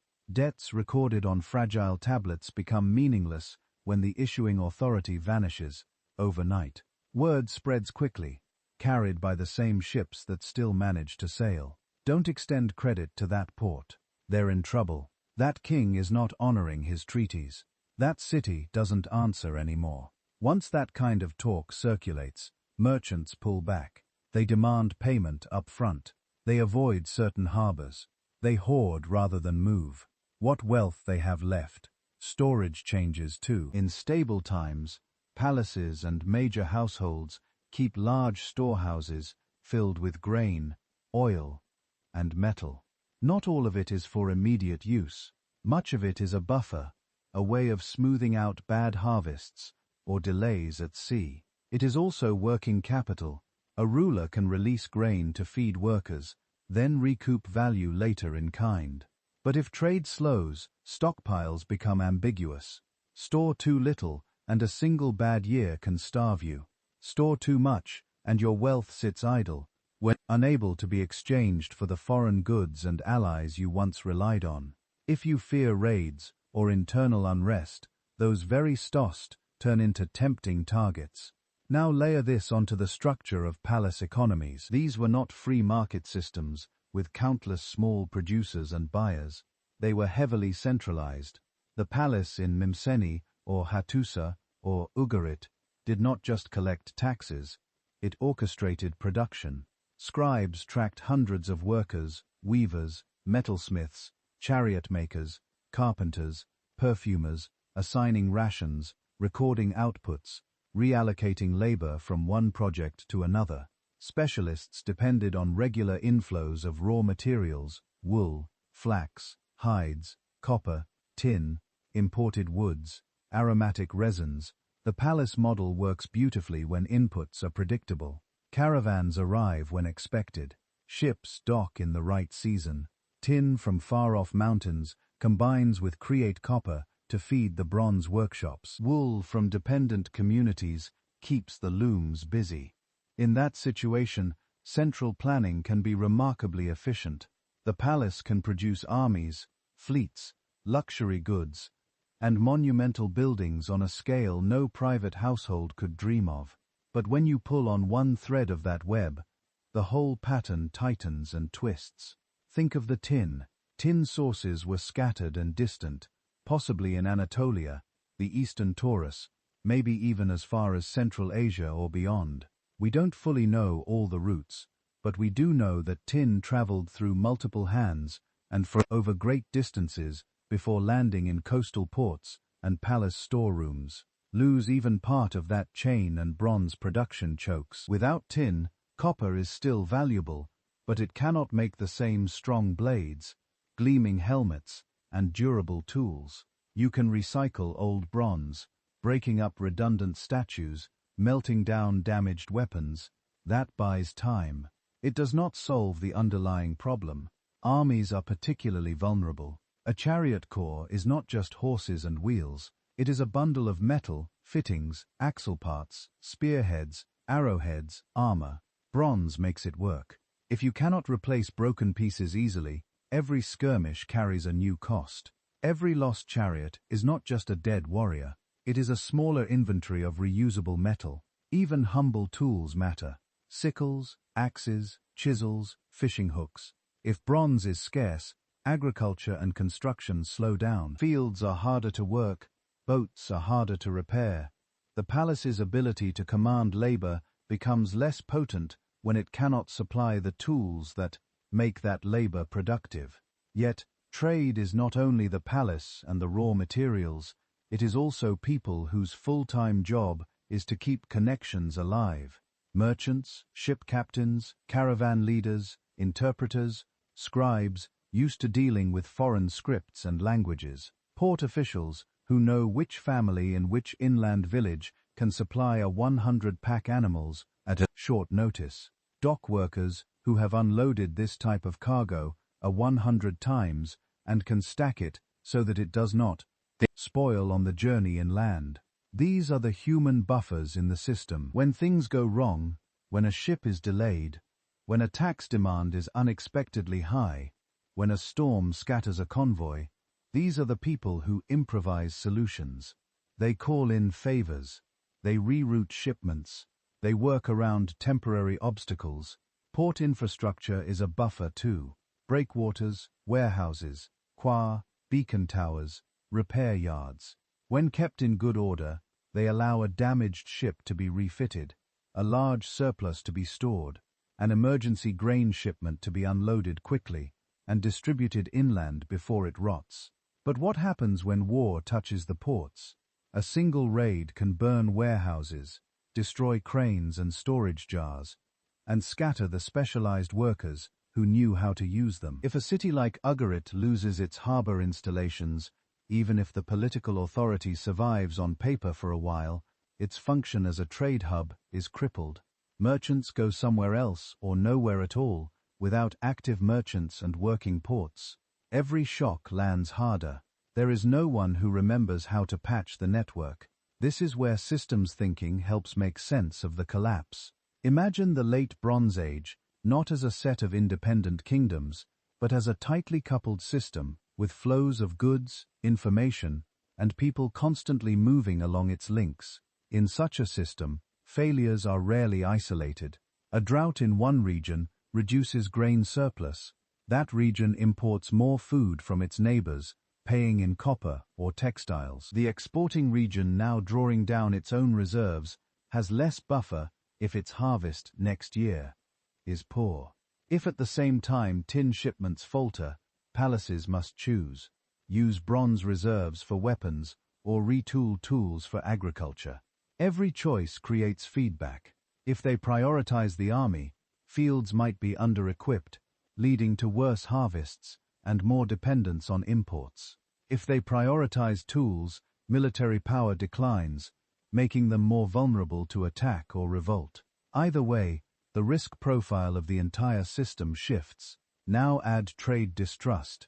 Merchants, sensing danger, demand better terms or stay home. Palaces, angry at shrinking supplies, impose controls or seize goods, further undermining trust. A king fails to pay his debts, so foreign traders avoid his ports. His revenues drop, making it harder to pay the next set of obligations. That is a feedback loop too. Economic and political, cascading failures arise when these loops intersect.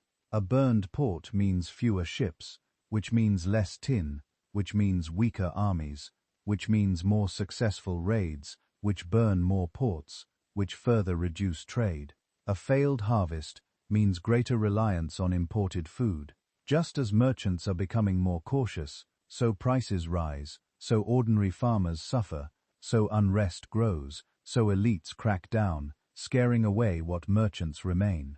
No single event causes the collapse in this view. Instead, each shock storm, raid, bad harvest, dynastic crisis hits a system whose margins are already thinner because previous shocks have eroded its buffers. The networks that once let cities and kingdoms help each other now transmit stress as easily as they once transmitted wealth. Trade collapse is both symptom and amplifier. It reflects underlying strain, political, environmental, military, and then in turn magnifies that strain by removing the very connections that used to provide resilience. By the time letters from places like Ugarit start to sound desperate, by the time kings beg for grain, for metal, for ships that never come, the dominoes have already been falling in slow motion for years, and behind those clay tablets and silent harbors lies a deeper story, one of climate and harvests, of rivers and rains, nudging the system toward its breaking point. When historians talk about climate in the Late Bronze Age, they are not secretly time-traveling with thermometers and rain goes. They are reading traces, pollen grains buried in lake mud. Each one a microscopic record of what plants were growing nearby in a given century. Shrinking and expanding shorelines of ancient lakes marked in layered sediments and abandoned harbors. Stalactites and stalagmites in caves, spelms, whose thin bands of kaolite grow faster, or kalk, slower, depending on how much water drips through the rock above. The ratios of oxygen and carbon isotopes trapped in those bands, or in shells, or in old groundwater, whispering clues about temperature, rainfall, and evaporation. Put together, these are the proxies, the indirect witnesses in cores from lakes in Anatolia and the Levant. Pollen from moisture-loving plants declines RL. Some lakes show lower stands, more exposed shorelines, higher salinity. Caves in Israel, Cyprus, and nearby regions preserve speleolayers whose isotopic signatures shift in ways that are consistent with all the usual caveats with drier conditions. But consistent with is as far as we can honestly go. Each proxy record has its own quirks, its own clock. Radiocarbon dates come with error bars. Layers get disturbed by burrowing animals, earthquakes, or later human activity. Spilotherms can stop growing for a while and then start again. A lake's level might respond not only to rainfall, but to how much water people upstream are diverting for irrigation. So when researchers line up these different records, they do not get a crisp single line saying, drought begins in 1207 BC and ends in 1174 BC. They get overlapping bands of probability, a dry spell that might have started as early as the mid-1200s or as late as the 1190s.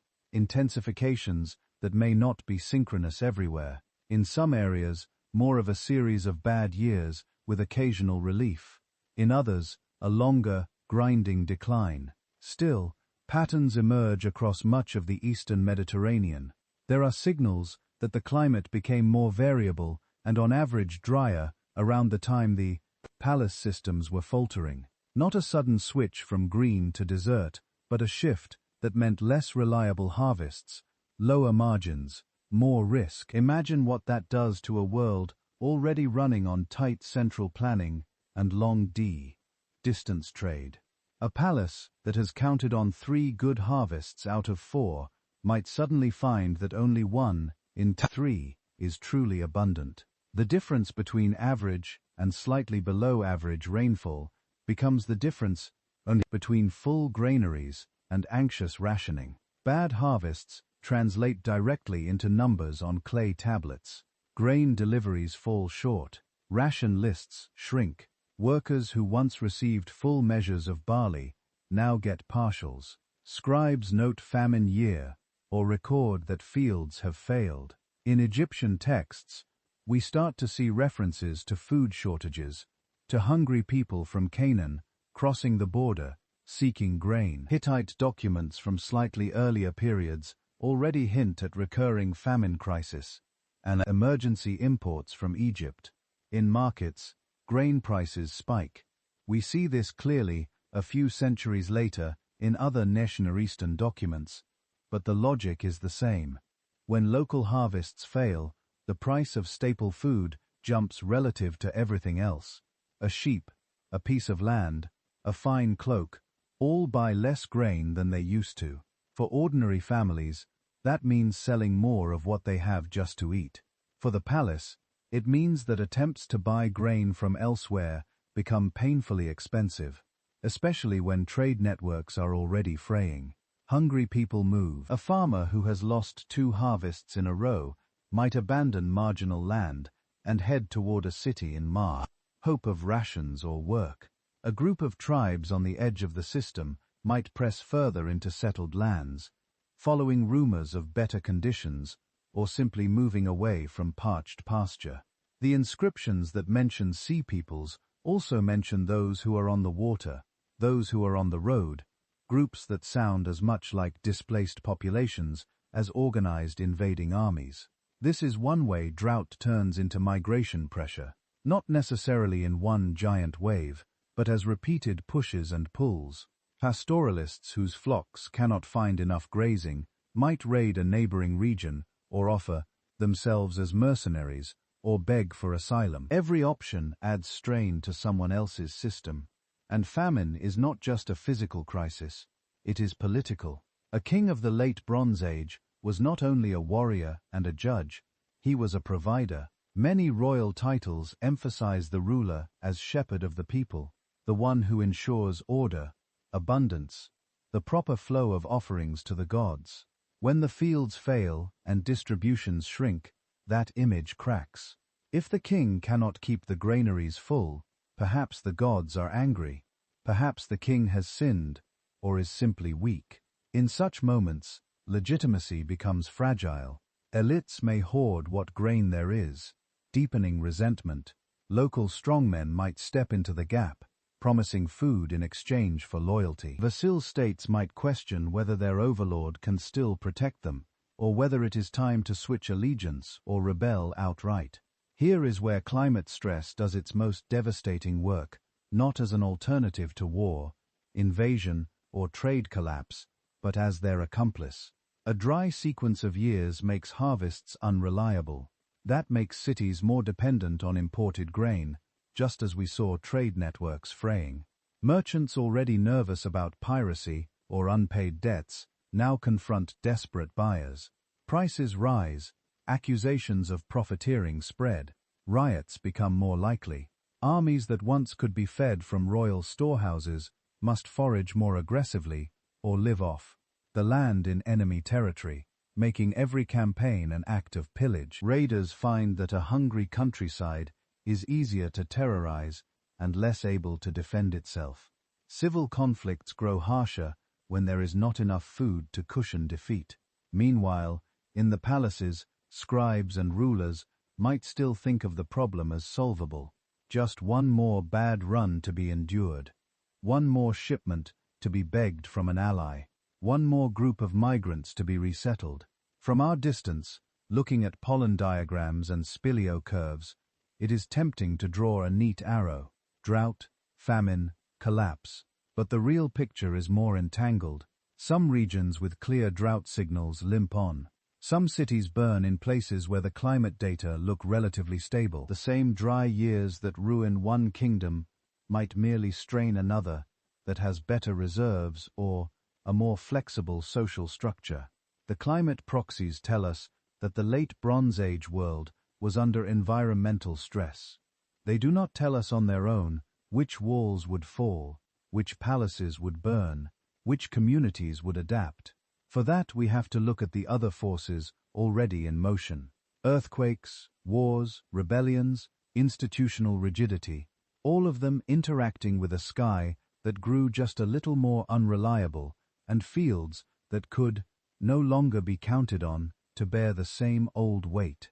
If the sky was becoming unreliable, the ground was not much more trustworthy. Along the eastern Mediterranean, from Greece through Anatolia, down into the Levant, the earth sits on a web of active fault lines. It always has.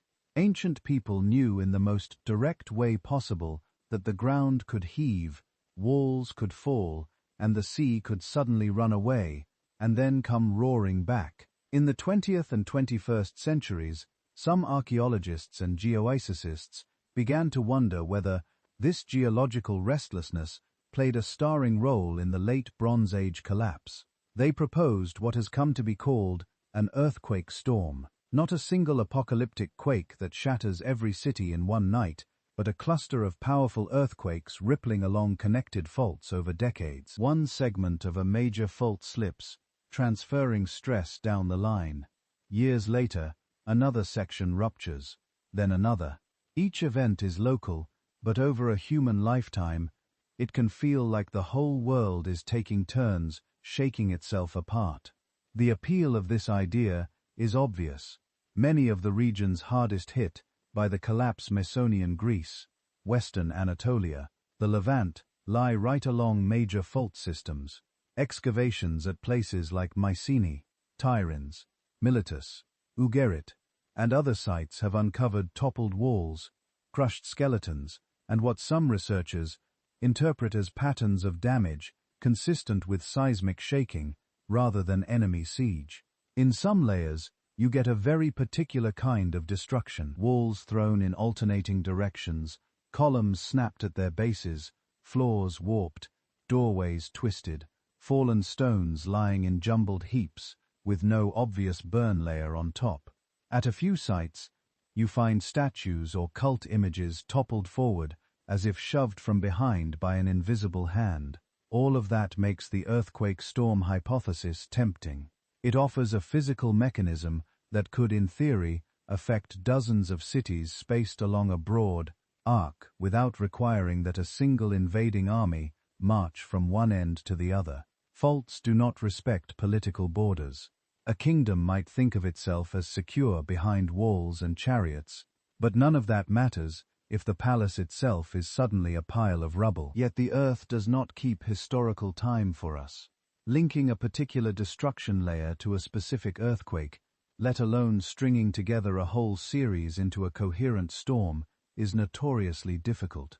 This is where the archaeology gets messy. Fire is easier to see than shaking. A burned city leaves a black ashy scar in the ground. Charred beams, collapsed roofs that fell inward while burning, rooms sealed beneath melted pottery and baked mud brick. Radiocarbon dates from those charred remains can be reasonably precise. Earthquakes, by contrast, are shy in the archaeological record. They do not always leave a clean signature. Buildings can collapse in very similar ways, whether they are shattered by tremors, undermined by fire, or deliberately demolished by attackers. Stones topple, roofs fall in, skeletons are buried in the rubble in every scenario. Later rebuilding can chew up the evidence, reusing blocks, smoothing over tilted floors, cutting new foundations through old debris. Even where damage looks seismic, we have to ask hard questions. Was the wall already weakened by age or poor construction? Did an enemy set fires after the shaking, leaving a mixed layer that looks like both? How accurate are our dates? Are we looking at a single catastrophe, or 2 or 3 separate events compressed by erosion, and one later building into what seems like one? So, while some sites do appear to show compelling evidence of earthquake damage around the time of the collapse, others do not. And the timings we can assign often come with error ranges of decades, sometimes more. An earthquake storm, if it happened, would have unfolded within those same decades. That means we are always working inside a blur, a burned palace here, a tilted wall there. Written records mostly silent about quakes unless they were truly extraordinary. Hittite and Egyptian texts mention disasters occasionally, but they are just as likely to attribute them to angry gods as to unstable faults. Still, we do not need to imagine a perfectly synchronized ring of fire to see how seismic unrest could matter. Think about what even a single major earthquake does to a complex state. Walls crack, temples and palaces collapse, storage jars shatter, spilling grain, oil and wine that took years to accumulate. Administrative archives burn or are buried, wiping out records of who owes what, which vassal promised, which shipment, which merchants are waiting for payment. All of that has to be repaired. Stone has to be quarried, timber cut, laborers fed while they rebuild instead of farming. Skilled craftsmen, who might have been making chariot parts or fine textiles, are diverted to replastering walls and casting new door hinges. The palace sends out urgent demands for materials, for draft animals, for specialists. Every unexpected rebuilding project is a withdrawal from the kingdom's savings account. In good times with full storehouses and healthy trade routes that might be survivable, the palace spends a few years tightening belts, postponing some luxuries, raising special levies, and eventually, the city stands proud again. In the late Bronze Age, though, many of those safety nets were already fraying. Drought was nibbling at harvests. Trade was becoming less reliable. Military campaigns cost more and brought in less. Vassals were wavering. When an earthquake hit a system like that, it was landing on a body already bruised. One quake might force a king to raid his own temples for precious metals, melting votive offerings into emergency bullion. A second, a few decades later, might damage the same city again before it had fully recovered. Another kingdom along the same fault line suffers similar blows, just as it is sending food or bronze to its allies. Treasuries drain, not because they were mismanaged in some obvious way, but because bad luck keeps arriving faster than reserves can be rebuilt. Meanwhile, defenses weaken. Crumbling fortifications are patched cheaply, not properly rebuilt. Garrison troops are diverted to labor service. Local magnates grumble about new taxes and forced work details. Refugees from ruined villages crowd into the city, needing food and shelter. From the outside, this looks like opportunity. A rival ruler, a band of raiders, a restless subject people. Any of these might decide that a half-repaired city, its army exhausted by rebuilding and famine relief, is the perfect target. Earthquakes do not need to level every wall, they just need to create an opening at the wrong moment. So, where do earthquakes and sudden disasters sit in the story of 1177 BC? Probably not as the single villain that strode across the stage and pushed every palace down with one shove. More likely as one of several trigger mechanisms in a system whose margins had grown thin. A bad year of rain, in ordinary times, is a problem. The same bad year coming right after an earthquake has wrecked your granaries, and before your latest shipment of grain arrives or fails to arrive, can be a catastrophe.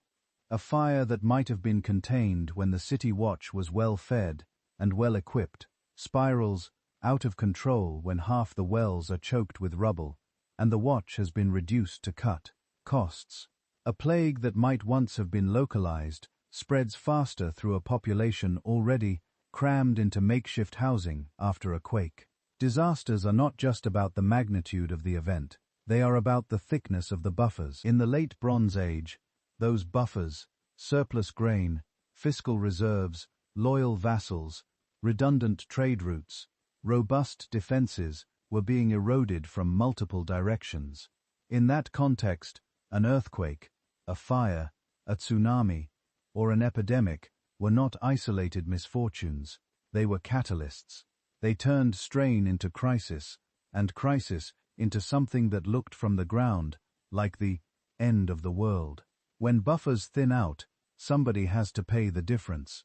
In a late Bronze Age palace economy, that somebody is almost never the king or the highest elites. It is the farmers on the valley floors, the herders on the hillsides, the craftsmen in the back rooms of the workshops, and the young men who suddenly find themselves wearing armor instead of plowing fields. The palaces had tools to extract what they needed: taxes, labor, dues, and conscription. In good years, this might feel like the price of order. The palace takes its share of grain, wool, and metal, but in return, it keeps the roads safe, the temple stocked, and the enemy at bay. The king calls up a levy for a limited campaign season, then releases the men back home. In bad years, the balance shifts. When drought cuts the harvest, and earthquakes wreck the granaries, and trade stutters, the palace cannot simply accept less. It has fixed costs, chariots to maintain, scribes to pay, gods to appease with offerings, foreign kings to impress with gifts. So it leans harder on the people who can least afford it. Tax demands go up, not down.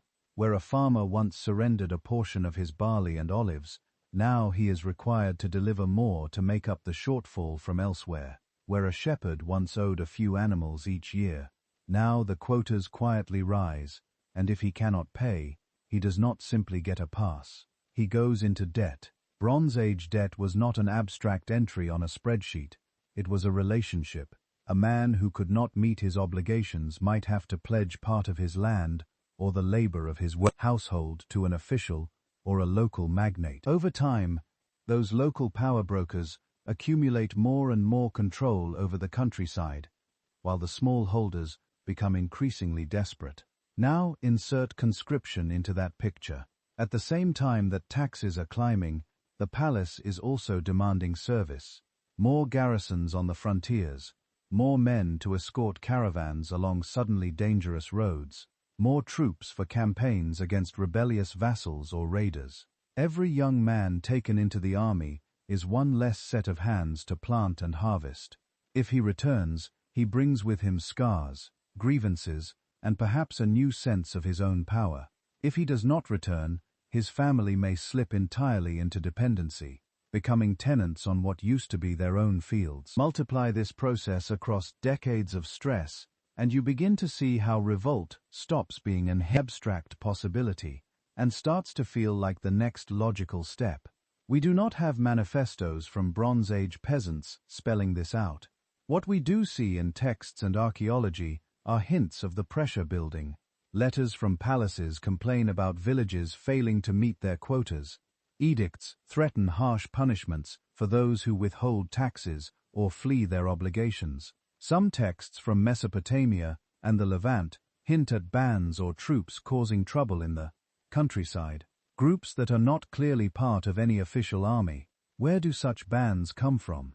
Often from the margins, displaced soldiers whose pay is in arrears, retainers of a defeated noble, men whose fields have failed one time too many.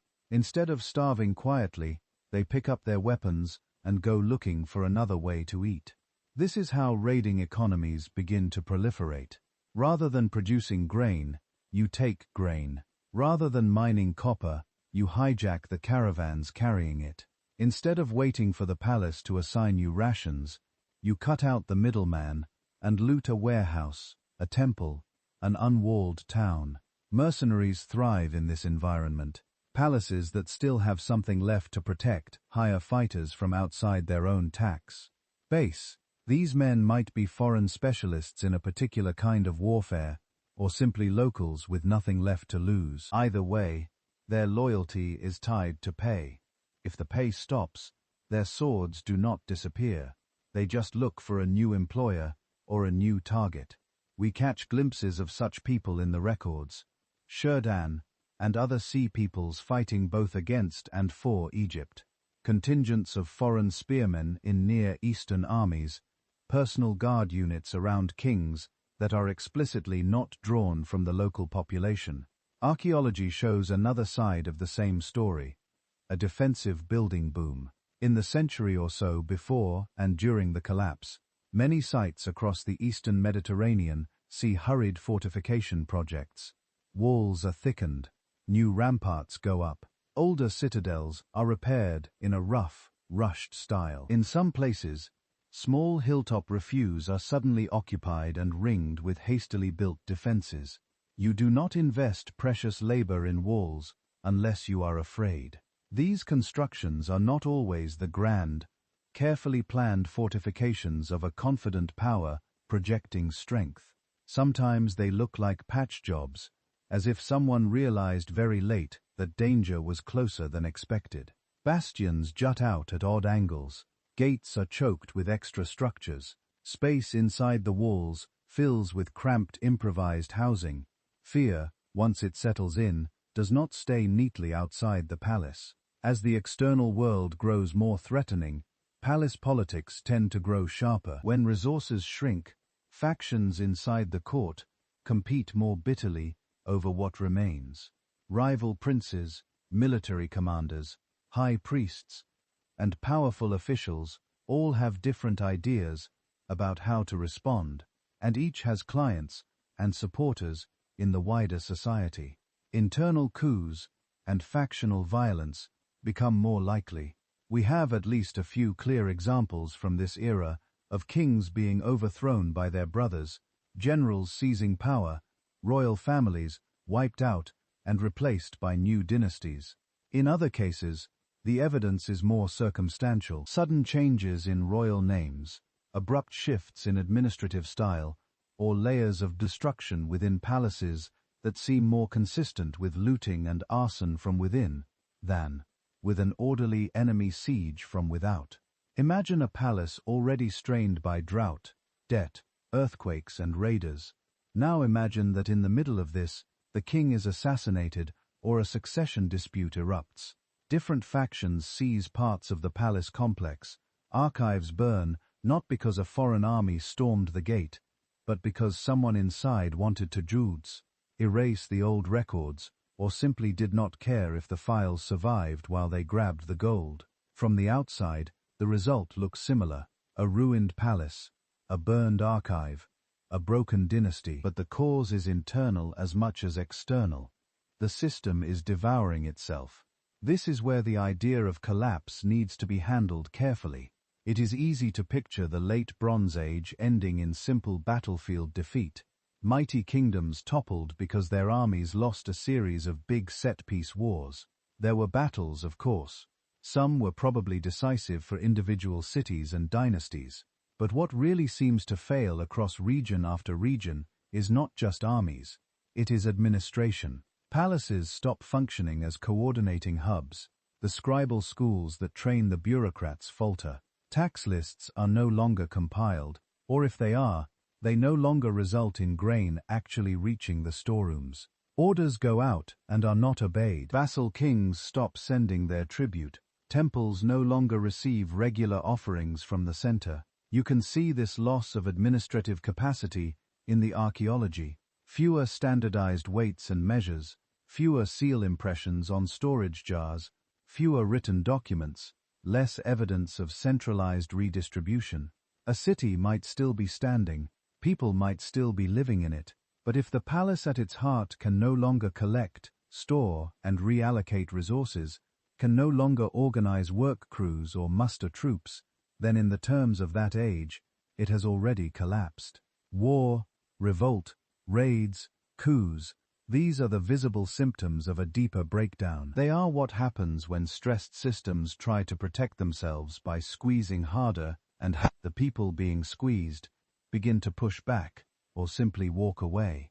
When the hammer blows of climate, disaster, and external enemies fall on palaces already hollowed out by debt, fear, and internal conflict, the result is not just a series of lost battles, it is a world in which the very idea of palace power stops working. So what do you call it when everything fails at once, but nothing fails for the same reason? Historians have started to use a phrase borrowed from ecology and engineering: systems collapse. Not a single shattering blow, not one villain that you can point to in the dock and say, there, that's what ended the Bronze Age. Instead, a stack of pressures layered over time, nudging complex societies closer and closer to the edge, until one more shock, any shock, is enough to push them past a point of no return. Imagine taking everything we've talked about and laying it on a table. Long-term drought slowly lowering the water in the systems and the patience of farmers. Earthquakes snapping walls and aqueducts that nobody quite has the money or manpower to repair properly. Trade routes fraying as pirates, raiders, and rival armies make caravans expensive and dangerous. Copper and tin deliveries become uncertain, which means bronze becomes scarce, which means chariots and weapons are harder to maintain. On top of that, palaces leaning harder on their subjects, driving up taxes, driving up debts, driving young men into armies or mercenary bands, factional struggles inside the court, foreign enemies testing the borders, displaced people on the move, by land and by sea, looking for somewhere, anywhere more secure than the place they left. No single one of these is guaranteed to destroy a civilization. A strong, well-buffered system can ride out quite a lot. That word buffer is one historians and archaeologists use all the time. A buffer might be literal grain in the granaries, 3 bad harvests in a row, and you can still feed the army and the capital. It might be social alliances and kin networks that can be called on when things go wrong. It might be political, a king who can credibly demand sacrifice now, in exchange for security later. It might even be geographic, a kingdom tucked away behind mountains that soften the blow of invasion. Resilience is the name for how much disturbance a system can absorb before it changes into something else. A resilient palace economy might lose a province, rebuild a few walls, tighten belts for a decade, and then go back to something like normal. A less resilient one might look fine on the outside, but have almost no reserves. One drought, one big quake, one failed diplomatic marriage, and the whole structure starts to fall apart. The crucial thing is that resilience is not evenly distributed. Egypt, with its river and deep administrative traditions, bends under stress, but does not quite break. The Hittite Empire, landlocked, racked by internal rivalries, squeezed between enemies, reaches its tipping point faster. Mycenaean Greece, a patchwork of competing palatial centers rather than a single unified kingdom, fragments in its own distinctive way, some citadels burning, others slowly shrinking, local elites morphing into something new. From a distance, it looks synchronous. In 1177 BC, everything collapses. Up close, it is more like watching different branches of the same tree snap in a storm, one after another, each at its own weak point, each under slightly different pressures. Part of why the mystery persists is that we are piecing this together from broken fragments. The people living through the late Bronze Age collapse did not issue a neat final report. We have no universal chronicle saying in year X drought began, in year raiders arrived, in year Z the palace fell. What we have instead are scattered letters, partial king lists, myths edited centuries later, and layers of ash and rubble in the ground. The written sources we do have are biased by design. Royal inscriptions emphasize victories and downplay defeats. Egyptian reliefs turn chaotic wars and migrations into tidy stories of heroic pharaohs, smiting foreign enemies. Administrative tablets complain about missing shipments or troublesome troops, but almost never admit, "We have lost control of the countryside and do not know what we're doing." Even dating the collapse is hard. Radioarbon samples have margins of error. Pottery styles shift gradually, not on a single day. A destruction layer in one site might be 30 years earlier or later than a destruction layer at another site, even if both get rounded in modern books to around 1200 BC. When your time resolution is measured in decades, separate events blur together. All of this leaves space for argument. One scholar looks at the evidence and emphasizes climate, another points to earthquakes, another sees the decisive factor in invasions or internal revolt. Each can marshal plausible data. Each is probably touching one part of a much bigger animal. The safest conclusion may be the least satisfying. There was no single culprit. Instead, there was a tightly interconnected world already operating near its limits, facing a cluster of shocks that landed within a relatively short span of time. In some places, climate or famine may have been the decisive push. In others, war or internal politics did the final damage. Often, they work together. The complexity is not a problem to be explained away. It is the point. When you build systems that are powerful but brittle, that concentrate resources and decisions in a few palaces, that depend on long, vulnerable supply chains and delicate diplomatic balances, you also create the conditions for a particular kind of failure, not a single spectacular blow, but a grinding, uneven unraveling. And out of that unraveling, something new would eventually emerge. When we say collapse, it's easy to imagine an empty map, palaces gone, cities burned, and then nothing. Silence. A blank stretch of centuries until some new king or empire marches back onto the stage and starts writing things down again. But the land itself never goes quiet. People do not vanish just because the archives do. If you could walk through the eastern Mediterranean in the centuries after 1177 BC, you would not find a lifeless wasteland. You would find something messier and more ordinary. Fields still being plowed, sheep still being herded, pots still being fired. You would hear children and arguments and prayers. What's changed is the shape of power and the way that life is organized on the ground. In the late Bronze Age, much of the region was dominated by big, centralized palatial states. One main center, maybe a handful, sucked in surplus from hundreds of villages, stored it, redistributed it, and wrote everything down on clay or papyrus. In the early Iron Age, that pyramid flattens. Grandeur shrinks. Instead of great empires like Hittite or mighty networks of Mycenaean palaces, we see a patchwork of much smaller polities, little kingdoms, city-states, local chieftains, with a few hilltop strongholds, rather than a sprawling bureaucracy and diplomatic ties to 5 different courts. Archaeologists notice this first in the settlement patterns. Big, heavily fortified palaces often lie in ruins, their upper stories collapsed, their storage rooms abandoned. But out in the countryside, new sites appear.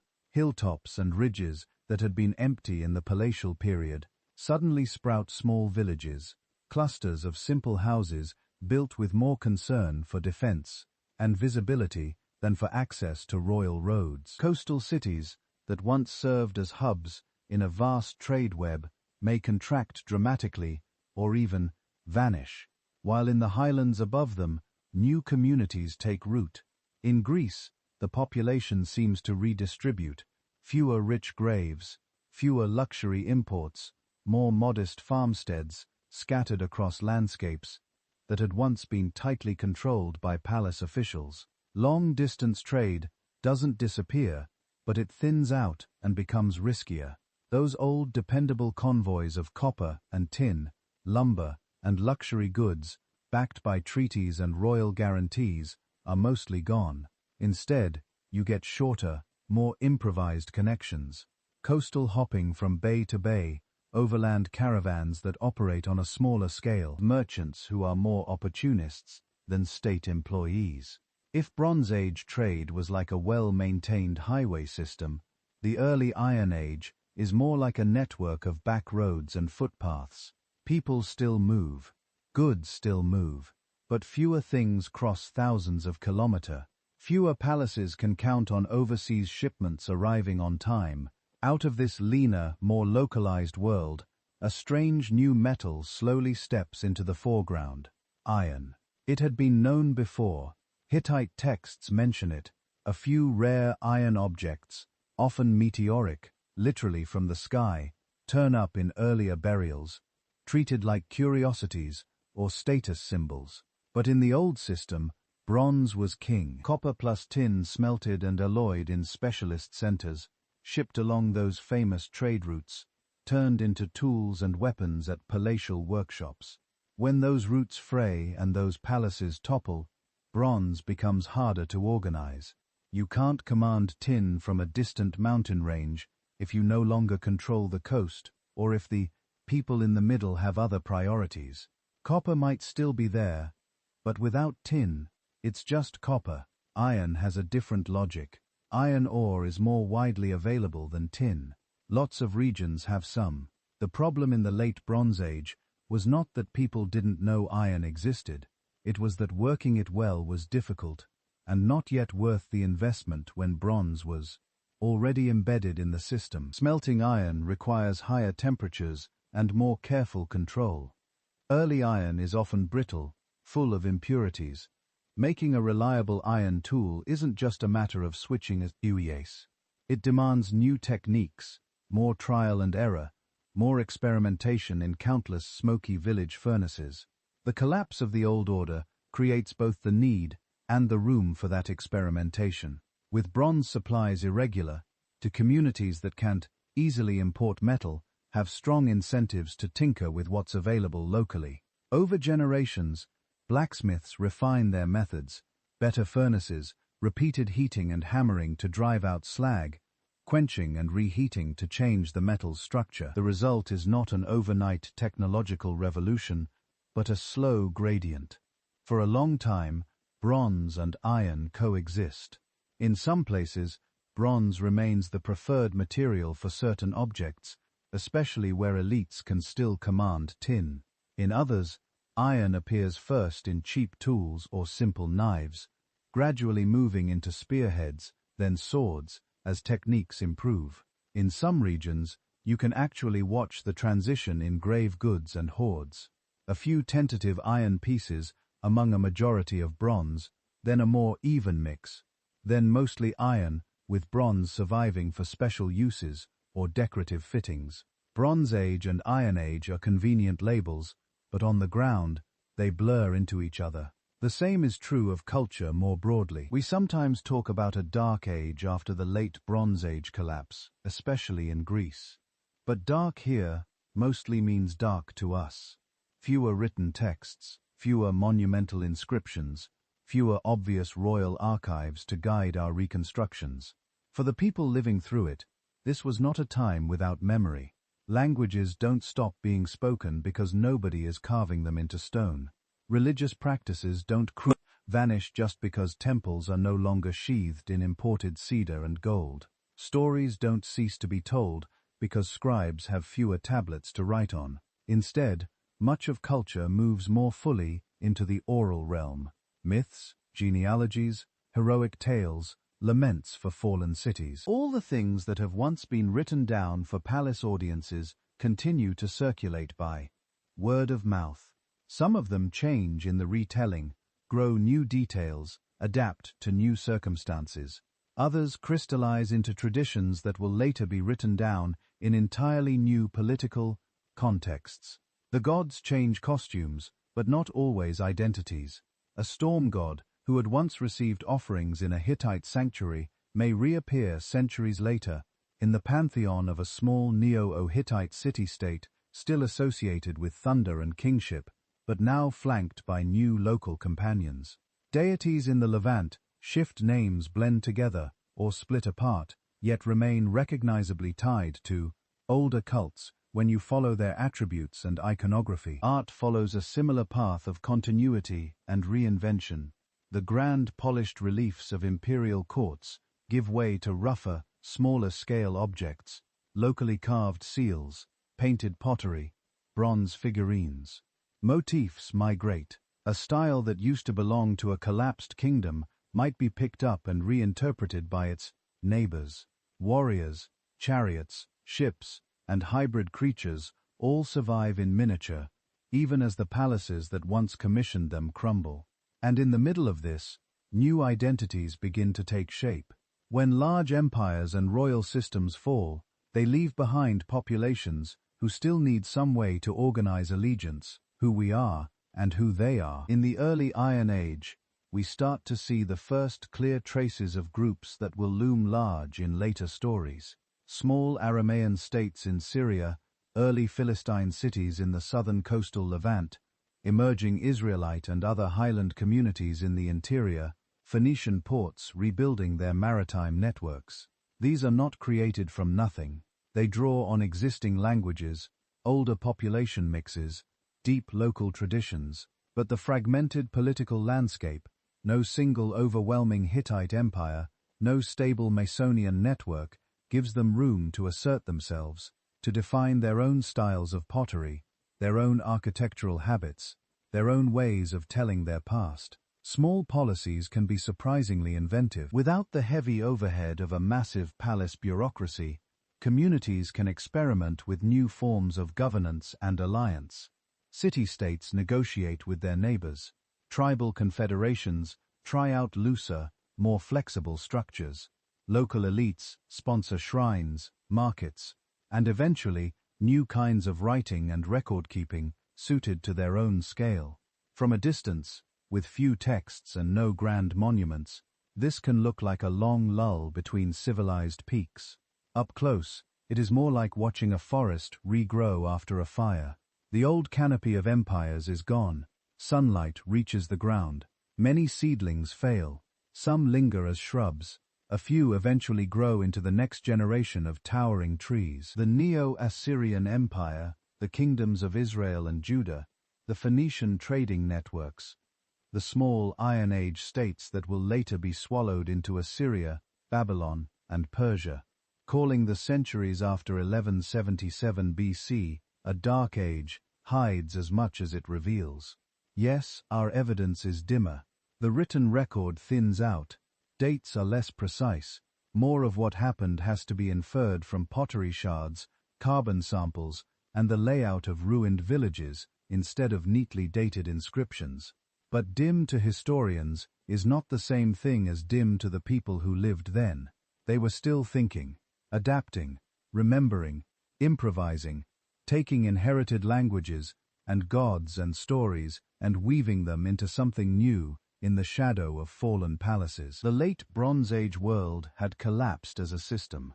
Its palatial highways and diplomatic protocols, its tight dependence on bronze and long-distance trade, had reached their limits.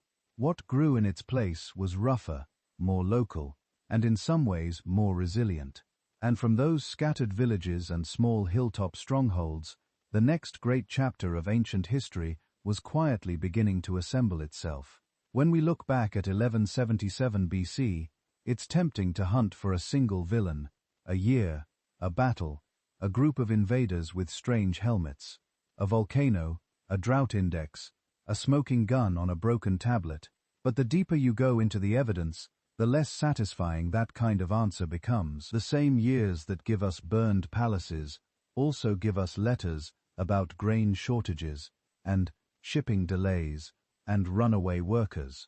The layers that show destruction from earthquakes sit right next to evidence for long grinding, decline. Shipwrecks full of mixed cargo tell us trade was still happening, even as some ports were failing. Drought reconstructions line up with famine texts. But not every region is hit the same way or at the same time. Nothing moves in lockstep. Nothing collapses for just one reason. What does fit is a picture of multiple stresses piling up on a tightly connected system until that system can no longer absorb them. Climate shifts that make harvests unreliable. Earthquakes that damage key hubs. Wars that drain resources. Refugees on the move. Elites clinging to old ways of doing things, while the world beneath them quietly changes. Networks stretched so thin that when one node fails, the effects ripple farther than anyone expects. A systems collapse, not a single catastrophe, and inside that abstract phrase, systems collapse, there are lives. Families in coastal cities watching foreign ships appear on the horizon and not knowing whether they mean trade or violence this time.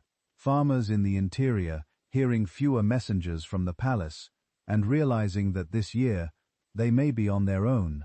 Scribes writing desperate letters for grain relief, wondering if anyone is still out there to read them. People choosing whether to stay in a place that feels increasingly unsafe or to pack what they can carry and climb into the hills. For some, collapse means losing status and security. No more rations stamped with the king's seal. No more bronze from distant mines. No more certainty that someone, somewhere, is keeping the records straight. For others, it might mean opportunity, land no longer measured and taxed so precisely. Local leaders who suddenly matter more than faraway great kings.